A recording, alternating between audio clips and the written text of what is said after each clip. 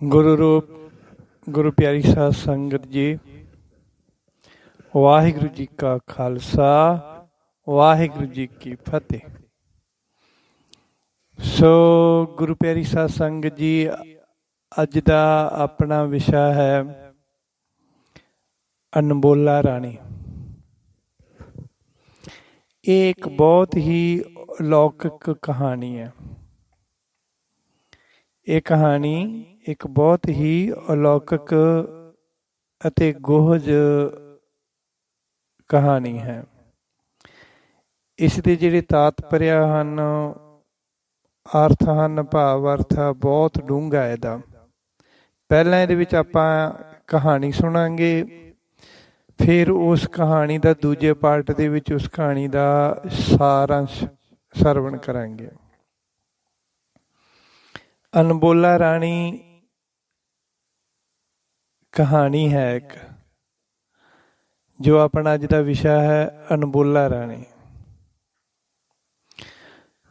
ਸੋ ਗੁਰੂ ਪਿਆਰੀ ਸਾਧ ਸੰਗਤ ਜੀ, ਅਸੀਂ ਜਿਹੜੀ ਕਹਾਣੀ ਸੁਣਨ ਜਾ ਰਹੇ ਹਾਂ, ਇਸ ਕਹਾਣੀ ਦਾ ਤਾਤਪਰਯ ਜਾਂ ਪ੍ਰਯੋਜਨ, ਜਾਂ ਇਸ ਤਰ੍ਹਾਂ ਇੰਗਲਿਸ਼ ਵਿੱਚ ਕਹਿ ਲਓ ਪਰਪਸ, ਜਾਂ ਫਿਰ ਇਸ ਤਰ੍ਹਾਂ ਕਹਿ ਲਵੋ ਕਿ ਇਹ ਕਹਾਣੀ ਜੀਵ ਨੂੰ ਸਮਝਾਉਣ ਦਾ ਭਾਵ ਅਰਥ ਹੈ। ਇਸ ਦਾ ਤਾਤਪਰਯ, ਇਸ ਦਾ ਪ੍ਰਯੋਜਨ, ਇਸ ਦਾ ਪਰਪਸ ਅਨਮੋਲਾ ਰਾਣੀ ਕਹਾਣੀ ਦਾ ਜੀਵ ਨੂੰ ਸਮਝਾਉਣ ਵਾਸਤੇ ਹੀ ਹੈ। ਜਿਸ ਤਰ੍ਹਾਂ ਗੁਰਬਾਣੀ ਵਿੱਚ ਸਤਿਗੁਰਾਂ ਨੇ ਸਾਨੂੰ ਸਮਝਾਉਣ ਵਾਸਤੇ ਕਈ ਪ੍ਰਕਾਰ ਦੀਆਂ ਉਦਾਹਰਨਾਂ ਤੇ ਪ੍ਰਮਾਣ ਦਿੱਤੇ ਹਨ। ਜਿਵੇਂ ਗੁਰਬਾਣੀ ਦਾ ਉਦਾਹਰਣ ਹੈ, ਗੁਰਬਾਣੀ ਦੇ ਉਦਾਹਰਣ ਦੇ ਤੌਰ ਉੱਤੇ ਆਪਾਂ ਪੜ੍ਹਦੇ ਹਾਂ, ਮਿਰਗੀ ਭਿਖੰਤ ਬਦਕ ਪ੍ਰਹਾਰੇਣ ਲਖਿ ਆਵਦ ਹੈ, ਅਹੋ ਜਸਿਆ ਰਖੇਣ ਗੋਪਾਲ ਹੈ, ਨਾਨਕ ਰੋਮ ਨਾ ਛੇਦਿਅਤੇ। ਇਹ ਜੋ ਪੰਗਤੀ ਹੈ ਗੁਰਬਾਣੀ ਦੀ, ਸਹਸ ਕੀਰਤੀ ਮਹੱਲਾ ਪੰਜਵਾਂ ਦੀ ਹੈ। ਪੰਜਵੇਂ ਪਾਤਸ਼ਾਹ ਸਤਿਗੁਰੂ ਜੀ ਦਾ ਉਚਾਰਨ ਕੀਤਾ ਇਹ ਬਚਨ ਹੈ, ਮਿਰਗੀ ਭਿਖੰਤ ਬਦਕ ਪ੍ਰਹਾਰੇਣ ਲਖਿ ਆਵਦ ਹੈ, ਅਹੋ ਜਸਿਆ ਰਖੇਣ ਗੋਪਾਲ ਹੈ, ਨਾਨਕ ਰੋਮ ਨਾ ਛੇਦਿਅਤੇ। ਇਸ ਦਾ ਅਰਥ ਹੈ ਕਿ ਸ਼ਿਕਾਰੀ ਨੇ ਹਿਰਨੀ ਨੂੰ ਦੇਖ ਕੇ ਉਸ ਨੂੰ ਫੜਨ ਵਾਸਤੇ ਕਈ ਤਰ੍ਹਾਂ ਦੇ ਉਪਚਾਰ ਕੀਤੇ, ਪਰ ਜਿਸ ਨੂੰ ਵਾਹਿਗੁਰੂ ਰੱਖੇ ਉਸ ਦਾ ਕੋਈ ਵਾਲ ਵੀ ਵਿੰਗਾ ਨਹੀਂ ਕਰ ਸਕਦਾ। ਫਿਰ ਇੱਕ ਹੋਰ ਪ੍ਰਮਾਣ ਆਉਂਦਾ ਗੁਰਬਾਣੀ ਦੇ ਵਿੱਚ। ਸਤਿਗੁਰੂ ਗੁਰੂ ਨਾਨਕ ਦੇਵ ਜੀ ਮਹਾਰਾਜ ਜੀ ਨੇ 12 ਤੇ ਵਧੀਕ ਦੇ ਵਿੱਚ, ਸਤਿਗੁਰੂ ਨਾਨਕ ਦੇਵ ਜੀ ਦਾ ਬਚਨ ਹੈ, 12 ਵਧੀਕ ਦਾ ਪਹਿਲਾ ਸ਼ਬਦ ਹੈ, ਉਤੰਗੀ ਪੈ ਓਹਰੀ ਗਹਿਰੀ ਗੰਭੀਰੀ, ਸਸੁੜ ਸੋਹੀ ਆ ਕਿਵ ਕਰੀ, ਨਿਵਣ ਨਾ ਜਾਏ ਥਣੀ। ਇਹ ਜਿਹੜੀਆਂ ਪੰਗਤੀਆਂ ਹਨ, ਇਹਨਾਂ ਦਾ ਅਰਥ ਇਸ ਪ੍ਰਕਾਰ ਬਣਦਾ ਹੈ ਕਿ ਸੱਸ ਆਪਣੀ ਨੂੰਹ ਨੂੰ ਕਹਿੰਦੀ ਹੈ ਕਿ ਹੇ ਉੱਤਮ ਅੰਗਾਂ ਵਾਲੀ, ਤੂੰ ਆਪਣੇ ਵੱਡਿਆਂ ਦੇ ਚਰਨੀ ਪੈ ਅਤੇ ਝੁਕ ਕੇ ਨਮਸਕਾਰ ਕਰ। ਉਹ ਤੰਗੀ ਪੈ ਓਹਰੀ ਗਹਿਰੀ ਗੰਭੀਰੀ, ਮਤਲਬ ਸੱਸ ਆਪਣੀ ਨੂੰਹ ਨੂੰ ਕਹਿੰਦੀ ਹੈ ਕਿ ਹੇ ਉੱਤਮ ਅੰਗਾਂ ਵਾਲੀ, ਆਪਣੇ ਵੱਡਿਆਂ ਦੇ ਚਰਨੀ ਪੈ ਕੇ ਝੁਕ ਕੇ ਉਹਨਾਂ ਨੂੰ ਨਮਸਕਾਰ ਕਰ। ਅੱਗੋਂ ਨੂੰਹ ਕਹਿੰਦੀ ਹੈ, ਸੱਸੁੜ ਸੋਹੀਆ ਕਿਵ ਕਰੀ, ਨਿਮਣ ਨਾ ਜਾਏ ਥਣੀ।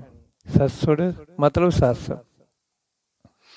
ਅੱਗੋਂ ਨੂੰਹ ਕਹਿੰਦੀ ਹੈ ਕਿ ਹੇ ਸਾਸੂ, ਮੈਂ ਕਿਸ ਤਰ੍ਹਾਂ ਨਮਸਕਾਰ ਕਰਾਂ, ਮੇਰੀਆਂ ਛਾਤੀਆਂ ਦੇ ਭਾਰ ਕਰਕੇ ਮੇਰੇ ਕੋਲੋਂ ਨਿਵਿਆ ਨਹੀਂ ਜਾਂਦਾ। ਇਹ ਦੋ ਪ੍ਰਮਾਣ ਗੁਰਬਾਣੀ ਦੇ ਵਿੱਚ ਉਂਝ ਤਾਂ ਬਹੁਤ ਹੈਗੇ ਆ, ਪਰ ਸਮਝਾਉਣ ਵਾਸਤੇ ਮੈਂ ਤੁਹਾਨੂੰ ਦੋ ਪ੍ਰਮਾਣਾਂ ਦੀ ਗੱਲ ਕਰਦੇ ਹਾਂ ਆਪਾਂ। ਇੱਕ ਪ੍ਰਮਾਣ ਹੈ ਮਿਰਗੀ ਪੈ ਖੰਤ ਬਦਕ, ਅਤੇ ਦੂਜਾ ਪ੍ਰਮਾਣ ਹੈ ਉਤੰਗੀ ਪੈ ਓਹਰੇ। ਇਹਨਾਂ ਦੋਵਾਂ ਦੇ ਅਰਥ ਆਪ ਜੀ ਨੇ ਸੁਣੇ ਆ। ਸੋ ਸਾਧ ਸੰਗਤ ਜੀ, ਗੁਰਬਾਣੀ ਦੇ ਇਹਨਾਂ ਪ੍ਰਮਾਣਾਂ ਤੋਂ ਪਤਾ ਲੱਗਦਾ ਹੈ ਕਿ ਸਤਿਗੁਰੂ ਜੀ ਸਾਨੂੰ ਹਰ ਇੱਕ ਤਰੀਕੇ ਨਾਲ ਸਮਝਾਉਣ ਦੀ ਕੋਸ਼ਿਸ਼ ਕਰਦੇ ਹਨ। ਹੁਣ ਜੇ ਅਸੀਂ ਭਾਲਣ ਜਾਈਏ ਕਿ ਪਰਮਾਤਮਾ ਨੇ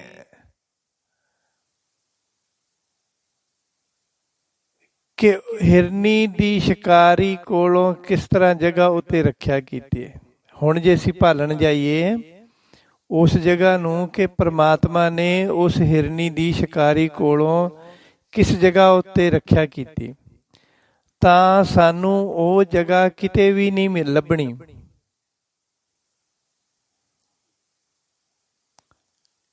ਇਹ ਤਾਂ ਸਿਰਫ ਪ੍ਰਮਾਣ ਹੈ ਈਸ਼ਵਰ ਦੀ ਵਡਿਆਈ ਕਰਨ ਵਾਸਤੇ ਕਿ ਉਹ ਜੀਵ ਦੀ ਕਿਸ ਤਰ੍ਹਾਂ ਰੱਖਿਆ ਕਰਦਾ। ਹੁਣ ਜੇ ਅਸੀਂ ਗੁਰਬਾਣੀ ਵਿਚਲੇ ਪ੍ਰਮਾਣ ਮੁਤਾਬਕ ਇਤਿਹਾਸ ਵਿੱਚੋਂ ਇਹ ਲੱਭਣ ਜਾਈਏ ਕਿ ਸੱਸ ਅਤੇ ਨੂੰਹ ਦਾ ਇਹ ਸੰਵਾਦ ਕਦੋਂ ਅਤੇ ਕਿੱਥੇ ਹੋਇਆ ਸੀ, ਤਾਂ ਉਹ ਸਾਨੂੰ ਕਿਤੋਂ ਵੀ ਨਹੀਂ ਲੱਭਣਾ। ਨਾ ਧਰਤੀ ਤੋਂ ਉਹ ਜਗ੍ਹਾ ਲੱਭਣੀ ਜਿੱਥੇ ਨੂੰਹ ਸੱਸ ਦੀ ਗੱਲ ਹੋਈ ਹੈ, ਤੇ ਨਾ ਇਤਿਹਾਸ ਦੇ ਵਿੱਚੋਂ ਸਾਨੂੰ ਉਹ ਕੋਈ ਸਾਖੀ ਲੱਭਣੀ ਹੈ ਵੀ ਜਿੱਥੇ ਨੂੰਹ ਸੱਸ ਨੂੰ ਕਹਿੰਦੀ ਕਿ ਮੇਰੀਆਂ ਛਾਤੀਆਂ ਦੇ ਭਾਰ ਕਰਕੇ ਮੈਂ ਨਿਉ ਨਹੀਂ ਸਕਦੀ। ਸੋ ਸੰਗਤ ਜੀ, ਇਹ ਤਾਂ ਸਿਰਫ ਪ੍ਰਮਾਣ ਹੈ ਕਿ ਜਿਵੇਂ ਜਵਾਨੀ ਵਾਲੇ ਅੰਗਾਂ ਦੇ ਅਕੜਾ ਕਰਕੇ ਇਸਤਰੀ ਕੋਲੋਂ ਨਿਵਿਆ ਨਹੀਂ ਜਾਂਦਾ।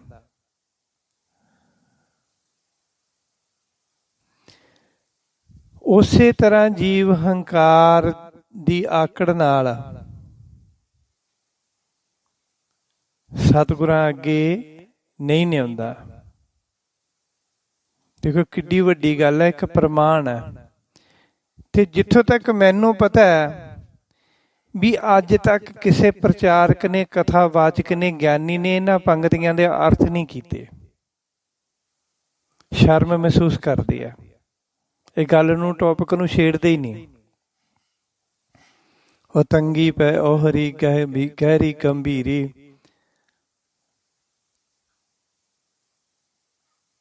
ਸੱਸੋ ਰਸੋਈਆ ਕਿਵ ਕਰੀ ਨਿਵਣ ਨਾ ਜਾਏ ਥਣੀ। ਥਣੀ ਦਾ ਮਤਲਬ ਹੁੰਦਾ ਥਣ, ਛਾਤੀ। ਹੁਣ ਨੂੰਹ ਕਹਿੰਦੀ ਹੈ ਵੀ ਹੇ ਸੱਸੂ, ਮੇਰੀ ਛਾਤੀਆਂ ਦੇ ਭਾਰ ਕਰਕੇ ਮੈਂ ਨਿਉ ਨਹੀਂ ਸਕਦੀ। ਮੇਰੇ ਖਿਆਲ 'ਚ ਨਹੀਂ ਕੋਈ ਇਸ ਤਰ੍ਹਾਂ ਦੇ ਪ੍ਰਮਾਣ ਨਹੀਂ ਦਿੰਦਾ ਹੋਣਾ। ਸੋ ਇਹ ਪ੍ਰਮਾਣ ਵੀ ਆਪਾਂ ਤਾਂ ਲਿਆ ਕਿ ਜਿਹੜੀ ਅਨਮੋਲਾ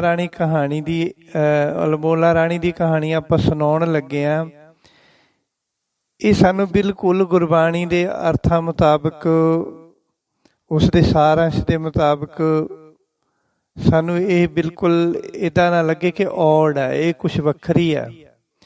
ਇਸ ਕਹਾਣੀ ਦੇ ਨਾਲੋਂ ਵੀ ਡੀਪ, ਡੂੰਘੇ ਅਤੇ ਵੱਖਰੇ ਅਲੱਗ ਤਰੀਕੇ ਦੇ ਪ੍ਰਮਾਣ ਸਤਿਗੁਰਾਂ ਨੇ ਬਾਣੀ ਦੇ ਵਿੱਚ ਦਿੱਤੇ ਹਨ। ਨਿਵਣ ਨਾ ਜਾਏ ਥਣੀ ਵਾਲੇ ਤੇ ਮਿਰਗੀ ਪੇ ਖੰਤ ਬਦਕ ਵਗੈਰਾ, ਹੋਰ ਕਿੰਨੇ ਹੀ ਪ੍ਰਮਾਣ ਹਨ। ਸੋ ਸਾਧ ਸੰਗਤ ਜੀ, ਗੁਰਬਾਣੀ ਦੇ ਇਹਨਾਂ ਪ੍ਰਮਾਣਾਂ ਤੋਂ ਪਤਾ ਲੱਗਦਾ ਕਿ ਸਤਿਗੁਰੂ ਜੀ ਸਾਨੂੰ ਹਰ ਤਰੀਕੇ ਨਾਲ ਸਮਝਾਉਣ ਦੀ ਕੋਸ਼ਿਸ਼ ਕਰਦੇ ਹਨ।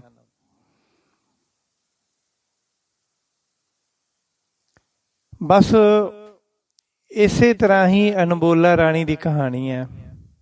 ਚਲੋ ਆਓ ਆਪਾਂ ਅਨਮੋਲਾ ਰਾਣੀ ਦੀ ਕਹਾਣੀ ਸ਼ੁਰੂ ਕਰਦੇ ਹਾਂ। ਰਾਜਾ ਬਿਕਰਮਾਦੱਤ, ਜਿਸ ਦਾ ਨਾਮ ਕਈ ਧਾਰਮਿਕ ਗ੍ਰੰਥਾਂ ਵਿੱਚ ਬਿਕਰਮਾਜੀਤ ਵੀ ਲਿਖਿਆ ਹੈ। ਰਾਜਾ ਬਿਕਰਮਾਜੀਤ ਇੱਕ ਪਰਉਪਕਾਰੀ ਤੇ ਧਾਰਮਿਕ ਖਿਆਲਾਂ ਦਾ ਮਨੁੱਖ ਸੀ। ਉਹ ਆਪਣੀ ਪ੍ਰਜਾ ਦਾ ਹਰ ਤਰ੍ਹਾਂ ਨਾਲ ਖਿਆਲ ਰੱਖਦਾ ਸੀ ਅਤੇ ਲੋੜਵੰਦ ਦੀ ਮਦਦ ਕਰਨ ਵਾਸਤੇ ਹਰ ਵੇਲੇ ਤਿਆਰ ਰਹਿੰਦਾ ਸੀ। ਉਹ ਆਪਣੀ ਜ਼ੁਬਾਨ ਅਤੇ ਆਪਣੇ ਬਚਨਾਂ ਦਾ ਪੱਕਾ ਮਨੁੱਖ ਸੀ ਅਤੇ ਆਪਣੀ ਜ਼ੁਬਾਨ ਨੂੰ ਪੂਰਾ ਕਰਨ ਵਾਸਤੇ ਆਪਣੀ ਜਾਨ ਤੱਕ ਦੀ ਬਾਜੀ ਲਗਾ ਦਿੰਦਾ ਸੀ। ਇੱਕ ਵਾਰ ਰਾਜਾ ਬਿਕਰਮਾਜੀਤ ਜੰਗਲ ਦੇ ਰਸਤੇ ਤੁਰਿਆ ਜਾ ਰਿਹਾ ਸੀ ਤਾਂ ਉਸ ਨੂੰ ਰਸਤੇ ਵਿੱਚ ਇੱਕ ਕਮਜ਼ੋਰ ਤੇ ਗਰੀਬ ਬੁੱਢਾ ਬ੍ਰਾਹਮਣ ਮਿਲਿਆ, ਜਿਸ ਦੇ ਕੋਲ ਲੱਕੜਾਂ ਦੀ ਇੱਕ ਗਠੜੀ, ਜਾਂ ਪੰਜਾਬੀ 'ਚ ਕਹਿ ਲਓ ਪੰਡ, ਜਿਸ ਦੇ ਕੋਲ ਲੱਕੜਾਂ ਦੀ ਇੱਕ ਪੰਡ ਪਈ ਸੀ, ਪਰ ਭਾਰੀ ਹੋਣ ਕਰਕੇ ਉਸ ਕੋਲੋਂ ਆਪਣੇ ਆਪ ਚੁੱਕੀ ਨਹੀਂ ਜਾ ਰਹੀ ਸੀ। ਉਸਨੇ ਰਾਜਾ ਬਿਕਰਮਾਜੀਤ ਨੂੰ ਆਖਿਆ ਕਿ ਹੇ ਰਾਜਾ, ਇਹ ਲੱਕੜੀਆਂ ਦੀ ਭਾਰੀ ਗਠੜੀ ਚੁੱਕ ਕੇ ਮੇਰੇ ਸਿਰ ਉੱਤੇ ਰੱਖ ਦੇ, ਕਮਜ਼ੋਰ ਹੋਣ ਕਰਕੇ ਮੇਰੇ ਕੋਲੋਂ ਚੁੱਕੀ ਨਹੀਂ ਜਾ ਰਹੀ। ਰਾਜੇ ਨੇ ਮਜ਼ਾਕ ਵਿੱਚ ਆਖਿਆ, ਹੇ ਬ੍ਰਾਹਮਣ ਦੇਵਤਾ, ਤੂੰ ਲੋਕਾਂ ਦਾ ਪ੍ਰੋਤ ਹੈ, ਤੈਨੂੰ ਤਾਂ ਲੋਕਾਂ ਦੇ ਖੀਰ ਮੰਡੇ ਖਾ ਕੇ ਮੋਟਾ ਤੇ ਤਾਕਤਵਰ ਹੋਣਾ ਚਾਹੀਦਾ, ਤੂੰ ਤਾਂ ਬ੍ਰਾਹਮਣ ਹੋ ਕੇ ਵੀ ਨਿਰਬਲ ਤੇ ਕਮਜ਼ੋਰ ਜਿਹਾ ਹੈ। ਬ੍ਰਾਹਮਣ ਨੂੰ ਇਸ ਗੱਲ ਦਾ ਗੁੱਸਾ ਲੱਗਿਆ ਅਤੇ ਉਸਨੇ ਰਾਜੇ ਨੂੰ ਆਖਿਆ, ਹੇ ਰਾਜਨ, ਜੇ ਤੂੰ ਇੰਨਾ ਹੀ ਤਾਕਤਵਰ ਤੇ ਬਲਵਾਨ ਹੈ ਤਾਂ ਅਣਬੋਲਾ ਰਾਣੀ ਨਾਲ ਸ਼ਾਦੀ ਕਰਕੇ ਵਿਖਾ। ਉਸ ਰਾਣੀ ਦੇ ਅਹਿਲਕਾਰ ਅਤੇ ਵਜ਼ੀਰ ਬਹੁਤ ਤਾਕਤਵਰ ਅਤੇ ਦਿਮਾਗ ਵਾਲੇ ਹਨ, ਉਹਨਾਂ ਦੇ ਅੱਗੇ ਤੇਰੀ ਸਿਆਣਪ ਅਤੇ ਤਾਕਤ ਰੰਚਕ ਮਾਤਰ ਵੀ ਨਹੀਂ ਚੱਲੇਗੀ। ਤੇਰੀ ਸਿਆਣਪ ਨੂੰ ਅਣਬੋਲਾ ਰਾਣੀ ਦੇ ਸਵਾਲਾਂ ਨੇ ਛਿਣ ਭੰਗਰ ਕਰ ਦੇਣਾ। ਤੇਰੇ ਵਰਗੇ ਤਾਕਤਵਰ ਅਤੇ ਸਿਆਣੇ ਰਾਜੇ ਉਸ ਕੋਲ ਪਹੁੰਚਣ ਤੋਂ ਪਹਿਲਾਂ ਹੀ ਹਾਰ ਖਾ ਕੇ ਮਿੱਟੀ ਹੋ ਚੁੱਕੇ ਹਨ ਅਤੇ ਅੱਜ ਤੱਕ ਕੋਈ ਵੀ ਵਾਪਸ ਨਹੀਂ ਆਇਆ। ਰਾਜੇ ਨੇ ਕਿਹਾ, ਹੇ ਬ੍ਰਾਹਮਣ, ਜੇ ਇਹ ਗੱਲ ਹੈ ਨਾ ਤਾਂ ਮੈਂ ਤੇਰੀ ਤਰਕ ਨੂੰ ਕਬੂਲ ਕਰਦਾ ਅਤੇ ਅਣਬੋਲਾ ਰਾਣੀ ਨੂੰ ਵਿਆਹ ਕੇ ਹੀ ਵਾਪਸ ਮੁੜਾਂਗਾ। ਬ੍ਰਾਹਮਣ ਜਾਣਦਾ ਸੀ ਕਿ ਰਾਜਾ ਜ਼ੁਬਾਨ ਦਾ ਬਹੁਤ ਪੱਕਾ ਹੈ। ਉਸਨੇ ਕਿਹਾ, ਹੇ ਰਾਜਨ, ਮੈਂ ਤਾਂ ਗੁੱਸੇ ਵਿੱਚ ਹੀ ਤੈਨੂੰ ਏਦਾਂ ਕਹਿ ਦਿੱਤਾ ਹੈ, ਤੁਸੀਂ ਇਹ ਪਰਨ ਨਾ ਕਰੋ ਅਤੇ ਆਪਣਾ ਬਚਨ ਵਾਪਸ ਲੈ ਲਵੋ। ਰਾਜੇ ਨੇ ਕਿਹਾ, ਤੀਰ ਕਮਾਨ ਚੋਂ ਅਤੇ ਬਚਨ ਜ਼ੁਬਾਨ ਚੋਂ ਨਿਕਲੇ ਹੋਏ ਕਦੇ ਵਾਪਸ ਨਹੀਂ ਆਉਂਦੇ। ਇਸ ਤਰ੍ਹਾਂ ਕਹਿ ਕੇ ਰਾਜੇ ਨੇ ਪੰਡਤ ਕੋਲੋਂ ਅਣਬੋਲਾ ਰਾਣੀ ਦਾ ਪਤਾ ਪੁੱਛਿਆ ਤਾਂ ਪੰਡਤ ਨੇ ਕਿਹਾ ਕਿ ਹੇ ਰਾਜਨ, ਤੂੰ ਇੱਥੋਂ 2000 ਕੋ ਉੱਤਰ ਵੱਲ ਜਾਏਗਾ ਤਾਂ ਇੱਕ ਦਰਖਤ ਨਾਲ ਟੰਗੇ ਹੋਏ 4 ਸਿਰ ਮਿਲਣਗੇ। ਇਸ ਤੋਂ ਅੱਗੇ ਦਾ ਰਸਤਾ ਅਤੇ ਸਾਰੀ ਕਹਾਣੀ ਉਹ ਸਿਰ ਤੈਨੂੰ ਆਪਣੇ ਆਪ ਹੀ ਦੱਸ ਦੇਣਗੇ। ਇਹ ਸੁਣ ਕੇ ਰਾਜਾ ਨੇ ਲੱਕੜੀਆਂ ਦੀ ਗਠੜੀ ਪੰਡਤ ਦੇ ਸਿਰ ਉੱਤੇ ਰੱਖ ਦਿੱਤੀ ਅਤੇ ਆਦਰ ਸਹਿਤ ਵਿਦਾ ਕੀਤਾ। ਰਾਜੇ ਬਿਕਰਮਾਜੀਤ ਨੇ ਆਪਣੇ ਮਹਿਲਾਂ ਵਿੱਚ ਜਾ ਕੇ ਸਾਰੀ ਗੱਲ ਆਪਣੀਆਂ ਰਾਣੀਆਂ ਨੂੰ ਤੇ ਆਪਣੇ ਪਰਿਵਾਰ ਨੂੰ ਦੱਸੀ ਅਤੇ ਫਿਰ ਆਪਣੇ ਵਜ਼ੀਰ ਨੂੰ ਬੁਲਾ ਕੇ ਸਾਰੇ ਰਾਜ ਭਾਗ ਦੀ ਜ਼ਿੰਮੇਵਾਰੀ ਉਸ ਨੂੰ ਸੌਂਪ ਦਿੱਤੀ ਅਤੇ ਆਖਿਆ ਕਿ ਜਦੋਂ ਤੱਕ ਮੈਂ ਅਣਬੋਲਾ ਰਾਣੀ ਨੂੰ ਵਿਆਹ ਕੇ ਵਾਪਸ ਨਹੀਂ ਆਉਂਦਾ, ਉਦੋਂ ਤੱਕ ਤੁਸੀਂ ਰਾਜ ਭਾਗ ਨੂੰ ਵਧੀਆ ਤਰੀਕੇ ਨਾਲ ਚਲਾਉਣਾ। ਇਹ ਕਹਿ ਕੇ ਰਾਜਾ ਬਿਕਰਮਾਜੀਤ ਉੱਤਰ ਦਿਸ਼ਾ ਵੱਲ ਚੱਲ ਪਿਆ। ਜਦ ਉਸਨੇ 2000 ਕੋ ਰਸਤਾ ਤੈਅ ਕਰ ਲਿਆ ਤਾਂ ਉਸ ਨੂੰ ਇੱਕ ਦਰਖਤ ਨਾਲ ਟੰਗੇ ਹੋਏ 4 ਸਿਰ ਮਿਲੇ, ਜੋ ਰਾਜਾ ਬਿਕਰਮਾਜੀਤ ਨੂੰ ਦੇਖ ਕੇ ਪਹਿਲਾਂ ਹੱਸੇ ਅਤੇ ਫਿਰ ਰੋਏ।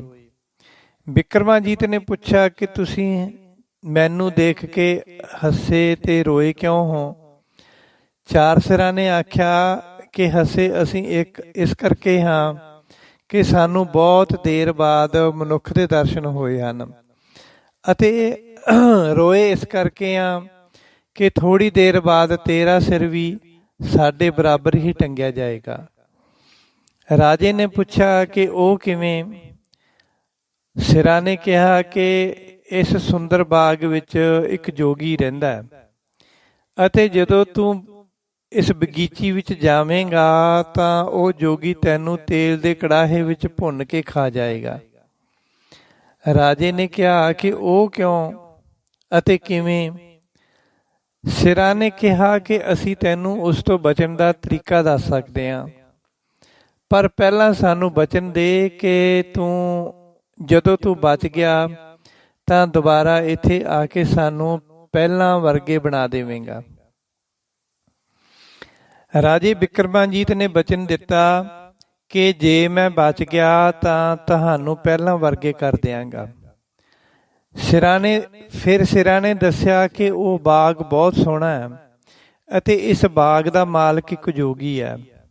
ਇਤਨਾ ਸੋਹਣਾ ਹੈ ਇਹ ਬਾਗ ਕਿ ਇਸ ਬਾਗ ਵਿੱਚ ਤੇਰਾ ਸਦਾ ਲਈ ਰਹਿਣ ਨੂੰ ਮਨ ਕਰੇਗਾ। ਪਰ ਇਸ ਬਾਗ ਵਿੱਚ ਰਹਿਣ ਵਾਸਤੇ ਪਹਿਲਾਂ ਉਸ ਜੋਗੀ ਦਾ ਚੇਲਾ ਬਣਨਾ ਪੈਂਦਾ ਹੈ। ਪਰ ਜੇ ਕੋਈ ਜੋਗੀ ਦਾ ਚੇਲਾ ਬਣਨਾ ਮੰਨ ਲੈਂਦਾ ਤਾਂ ਜੋਗੀ ਪਹਿਲਾਂ ਉਸ ਕੋਲੋਂ ਤੇਲ ਦਾ ਕੜਾਹਾ ਗਰਮ ਕਰਵਾਉਂਦਾ ਹੈ। ਜਦੋਂ ਤੇਲ ਗਰਮ ਹੋ ਜਾਂਦਾ ਤਾਂ ਫਿਰ ਜੋਗੀ ਉਸ ਮਨੁੱਖ ਨੂੰ ਕਹਿੰਦਾ ਹੈ ਕਿ ਹੁਣ ਤੂੰ ਇਸ ਕੜਾਹੇ ਦੀਆਂ ਪਰਿਕਰਮਾ ਕਰ ਅਤੇ ਫਿਰ ਮੈਨੂੰ ਡੰਡੌਤ ਕਰ। ਜਦੋਂ ਮਨੁੱਖ ਪਰਿਕਰਮਾ ਕਰਕੇ ਡੰਡੌਤ ਕਰਨ ਲੱਗਦਾ ਹੈ ਤਾਂ ਜੋਗੀ ਉਸ ਮਨੁੱਖ ਨੂੰ ਚੁੱਕ ਕੇ ਤੇਲ ਦੇ ਕੜਾਹੇ ਵਿੱਚ ਸੁੱਟ ਦਿੰਦਾ ਹੈ ਅਤੇ ਫਿਰ ਉਸ ਨੂੰ ਚੰਗੀ ਤਰ੍ਹਾਂ ਭੁੰਨ ਕੇ ਖਾ ਜਾਂਦਾ ਹੈ ਅਤੇ ਉਸ ਮਨੁੱਖ ਦਾ ਸਿਰ ਆਪਣੇ ਆਪ ਇਸ ਦਰਖਤ ਉੱਤੇ ਟੰਗਿਆ ਜਾਂਦਾ ਹੈ।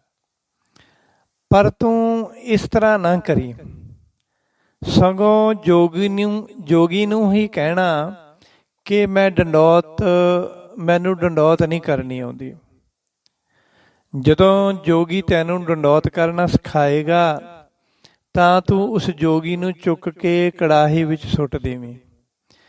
ਜਦੋਂ ਜੋਗੀ ਮਰ ਗਿਆ ਤਾਂ ਉਸ ਕੜਾਹੇ ਦਾ ਥੋੜ੍ਹਾ ਜਿਹਾ ਤੇਲ ਲਿਆ ਕੇ ਸਾਡੇ ਉੱਤੇ ਛਿੜਕ ਦੇਵੀਂ ਤਾਂ ਅਸੀਂ ਫਿਰ ਤੋਂ ਜਿੰਦਾ ਹੋ ਜਾਵਾਂਗੇ। ਇਸ ਤਰ੍ਹਾਂ ਉਹ ਜੋਗੀ ਵੀ ਮਰ ਜਾਏਗਾ ਅਤੇ ਸਾਨੂੰ ਵੀ ਜੀਵਨ ਮਿਲ ਜਾਏਗਾ ਅਤੇ ਅਸੀਂ ਅਗਲੇ ਰਸਤੇ ਵਿੱਚ ਵੀ ਤੇਰੀ ਸਹਾਇਤਾ ਕਰਾਂਗੇ।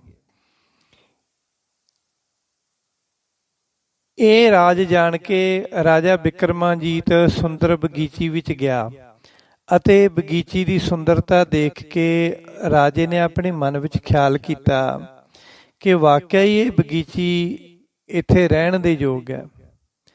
ਰਾਜੇ ਨੇ ਕੁਟੀਆ ਕੋਲ ਜਾ ਕੇ ਆਖਿਆ ਕਿ ਹੇ ਜੋਗੀ ਜੀ, ਮੈਂ ਇੱਥੇ ਰਹਿਣਾ ਚਾਹੁੰਦਾ ਅਤੇ ਤੁਸੀਂ ਮੈਨੂੰ ਆਪਣਾ ਚੇਲਾ ਬਣਾ ਲਵੋ।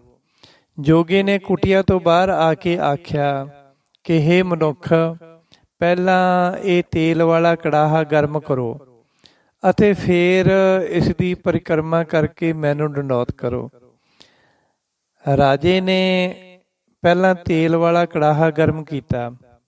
ਫਿਰ ਜਦੋਂ ਜੋਗੀ ਨੇ ਆਖਿਆ ਕਿ ਇਸ ਦੀ ਪਰਿਕਰਮਾ ਕਰੋ ਅਤੇ ਫਿਰ ਮੈਨੂੰ ਡੰਡੌਤ ਕਰੋ ਤਾਂ ਰਾਜੇ ਨੇ ਕਿਹਾ ਕਿ ਮਹਾਰਾਜ, ਮੈਂ ਇੱਕ ਰਾਜੇ ਦਾ ਪੁੱਤਰ ਹਾਂ ਅਤੇ ਅੱਜ ਤੱਕ ਕਿਸੇ ਨੂੰ ਡੰਡੌਤ ਨਹੀਂ ਕੀਤੀ। ਕਿਰਪਾ ਕਰਕੇ ਤੁਸੀਂ ਮੈਨੂੰ ਪਹਿਲਾਂ ਡੰਡੌਤ ਕਰਨੀ ਸਿਖਾ ਦਿਓ।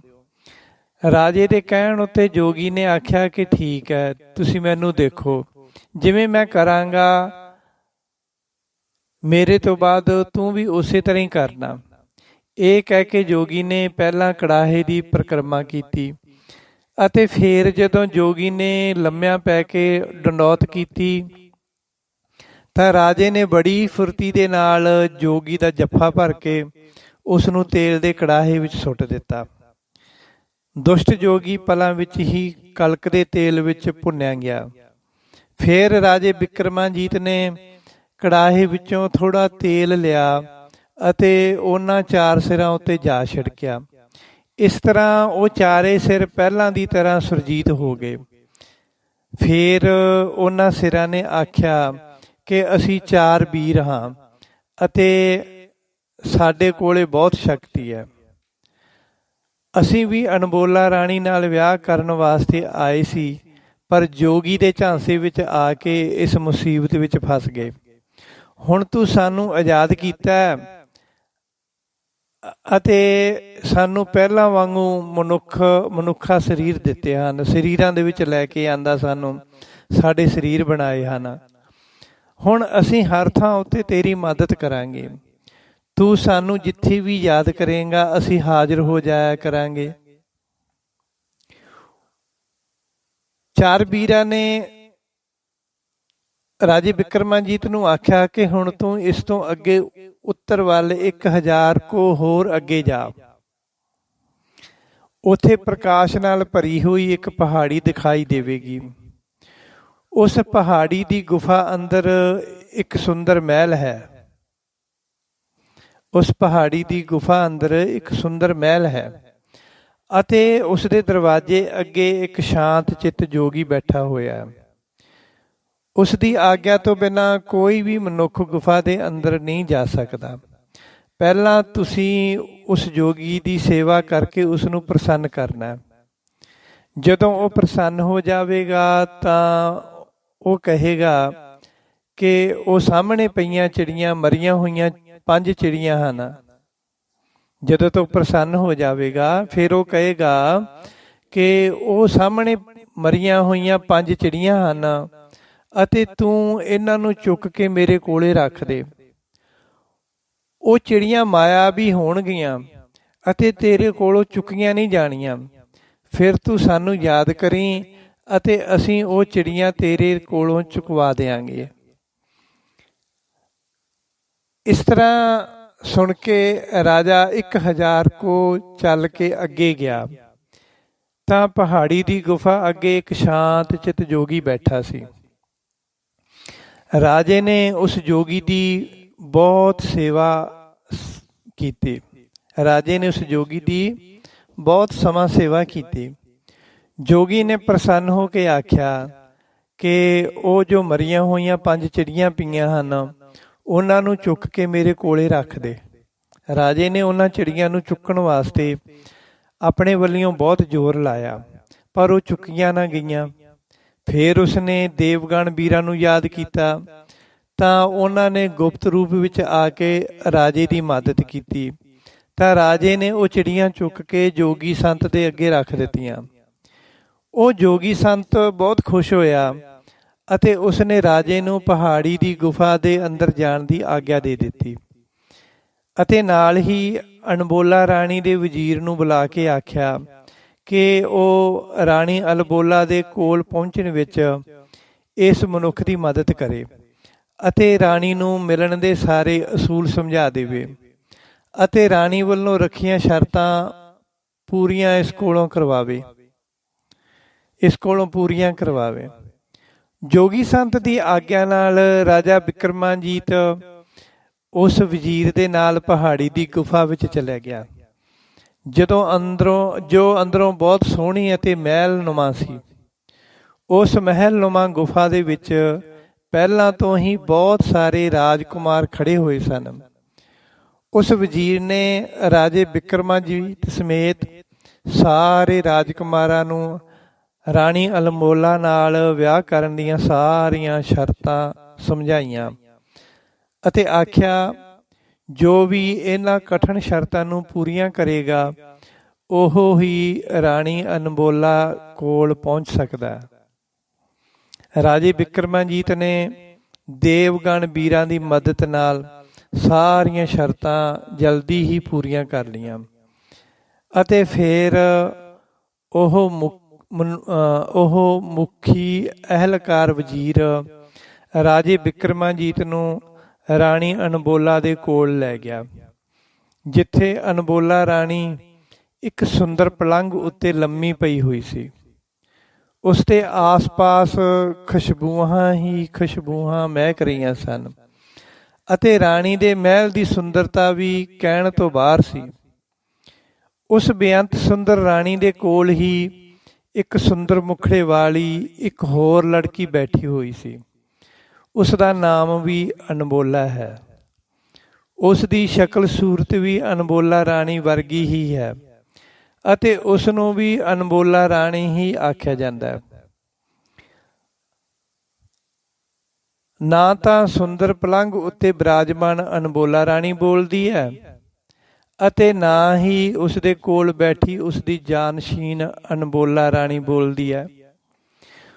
ਉਸ ਨੂੰ ਬੁਲਾਉਣ ਵਾਸਤੇ ਬਹੁਤ ਯਤਨ ਕਰਨੇ ਪੈਂਦੇ ਆ ਅਤੇ ਕਈ ਪ੍ਰਕਾਰ ਦੇ ਵਿਚਾਰਾਂ ਅਤੇ ਗੱਲਾਂ ਬਾਤਾਂ ਦਾ ਪ੍ਰਯੋਗ ਕਰਨਾ ਪੈਂਦਾ ਹੈ। ਸੂਝਵਾਨ ਵਜ਼ੀਰ ਨੇ ਰਾਜੇ ਬਿਕਰਮਾਜੀਤ ਨੂੰ ਆਖਿਆ ਕਿ ਸੁੰਦਰ ਤੇ ਤੇਜ ਪ੍ਰਕਾਸ਼ ਵਾਲੀ ਅਨਬੋਲਾ ਰਾਣੀ ਅਤੇ ਉਸ ਦੇ ਕੋਲ ਬਿਰਾਜਮਾਨ ਸੁੰਦਰ ਮੁਖੜੇ ਵਾਲੀ ਅਨਬੋਲਾ ਰਾਣੀ ਪਲੰਗ ਉੱਤੇ ਸੁਭਾਏਮਾਨ ਰਾਣੀ ਦਾ ਹੀ ਅਕਸ ਹੈ ਅਤੇ ਇਹ ਦੋਨੋਂ ਇੱਕੋ ਹੀ ਰੂਪ ਹਨ, ਬਲਕਿ ਇਸ ਨੂੰ ਵੀ ਅਨਬੋਲਾ ਰਾਣੀ ਹੀ ਆਖਿਆ ਜਾਂਦਾ ਹੈ। ਵਜ਼ੀਰ ਨੇ ਆਖਿਆ ਕਿ ਹੇ ਰਾਜਨ, ਤੂੰ 4 ਪਹਿਰ ਰਾਤਰੀ ਦੇ ਵਿੱਚ ਪੀੜੇ ਉੱਤੇ ਬੈਠੀ ਅਣਬੋਲਾ ਰਾਣੀ ਨੂੰ 4 ਵਾਰ ਬੁਲਾਉਣਾ। ਅਗਰ ਜੇ ਤੂੰ ਇਸ ਤਰ੍ਹਾਂ ਕਰ ਵਿਖਾਇਆ ਤਾਂ ਤੂੰ ਪਲੰਗ ਉੱਤੇ ਬਿਰਾਜਮਾਨ ਸਵੈਮਾਨ ਪ੍ਰਕਾਸ਼ ਵਾਲੀ ਅਣਬੋਲਾ ਰਾਣੀ ਨੂੰ ਪ੍ਰਾਪਤ ਕਰ ਲਵੇਂਗਾ, ਨਹੀਂ ਤਾਂ ਤੈਨੂੰ ਖਾਲੀ ਹੱਥ ਹੀ ਵਾਪਸ ਜਾਣਾ ਪਵੇਗਾ। ਰਾਜਾ ਬਿਕਰਮਾਜੀਤ ਨੇ ਰਾਣੀ ਅਣਬੋਲਾ ਨੂੰ ਕਈ ਤਰੀਕਿਆਂ ਨਾਲ ਬੁਲਾਉਣ ਦੀ ਕੋਸ਼ਿਸ਼ ਕੀਤੀ ਤਾਂ ਉਹ ਨਾ ਬੋਲੀ। ਫਿਰ ਆਲਾ ਵਜ਼ੀਰ ਨੇ ਰਾਜੇ ਨੂੰ ਆਖਿਆ ਕਿ ਹੇ ਰਾਜਨ, ਤੂੰ ਇੱਕ ਸੱਚਾ ਤੇ ਭਲਾ ਪੁਰਸ਼ ਹੈ। ਹਾਲੀ ਤੱਕ ਤੇਰੇ ਬਿਨਾਂ ਇੱਥੋਂ ਤੱਕ ਕੋਈ ਨਹੀਂ ਪਹੁੰਚਿਆ, ਇਸ ਲਈ ਮੈਂ ਤੇਰੀ ਥੋੜ੍ਹੀ ਮਦਦ ਕਰ ਦਿੰਦਾ।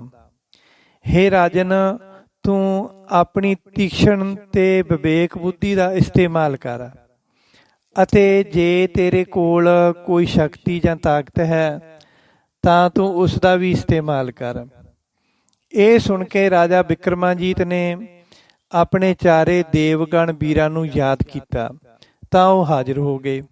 ਉਹਨਾਂ ਨੇ ਆਖਿਆ, ਹੇ ਰਾਜਨ, ਸਾਡੇ ਲਈ ਕੀ ਆਗਿਆ ਹੈ? ਰਾਜੇ ਨੇ ਆਖਿਆ ਕਿ ਤੁਸੀਂ ਇਸ ਅਣਬੋਲਾ ਰਾਣੀ ਨੂੰ ਬੁਲਾਉਣ ਵਿੱਚ ਮੇਰੀ ਮਦਦ ਕਰੋ। ਦੇਵਗਣ ਵੀਰਾਂ ਨੇ ਆਖਿਆ, ਸਤ ਬਚਨ ਜੀ। ਫਿਰ ਆਲਾ ਵਜ਼ੀਰ ਨੇ ਆਖਿਆ, ਹੇ ਰਾਜਨ, ਹੁਣ ਤੂੰ ਇਹਨਾਂ ਦੇ ਰਾਹੀਂ ਅਣਬੋਲਾ ਰਾਣੀ ਨੂੰ ਬੁਲਾਉਣ ਦੀ ਕੋਸ਼ਿਸ਼ ਕਰ। ਇਹ ਕਹਿ ਕੇ ਆਲਾ ਵਜ਼ੀਰ ਚਲਾ ਗਿਆ। ਫਿਰ ਰਾਜੇ ਬਿਕਰਮਾਜੀਤ ਦੇ ਹੁਕਮ ਨਾਲ 4 ਦੇਵਗਣ ਵੀਰ ਗੁਪਤ ਰੂਪ ਹੋ ਕੇ ਰਾਣੀ ਦੇ ਮਹਿਲ ਵਿੱਚ ਫੈਲ ਕੇ ਬੈਠ ਗਏ। ਇੱਕ ਵੀਰ ਦੀਵੇ ਵਿੱਚ ਬੈਠ ਗਿਆ, ਦੂਜਾ ਵੀਰ ਰਾਣੀ ਦੇ ਸੁੰਦਰ ਹਾਰ ਵਿੱਚ ਬੈਠ ਗਿਆ, ਤੀਜਾ ਵੀਰ ਪਲੰਗ ਦੇ ਪਾਵੇ ਵਿੱਚ ਅਲੋਪ ਹੋ ਕੇ ਬੈਠ ਗਿਆ, ਚੌਥਾ ਵੀਰ ਪਾਣੀ ਦੇ ਘੜੇ ਵਿੱਚ ਅਲੋਪ ਹੋ ਕੇ ਬੈਠ ਗਿਆ। ਇਸ ਤਰ੍ਹਾਂ 4 ਵੀਰ ਅਲੱਗ-ਅਲੱਗ ਥਾਵਾਂ ਤੇ ਗੁਪਤ ਰੂਪ ਵਿੱਚ ਬੈਠ ਗਏ।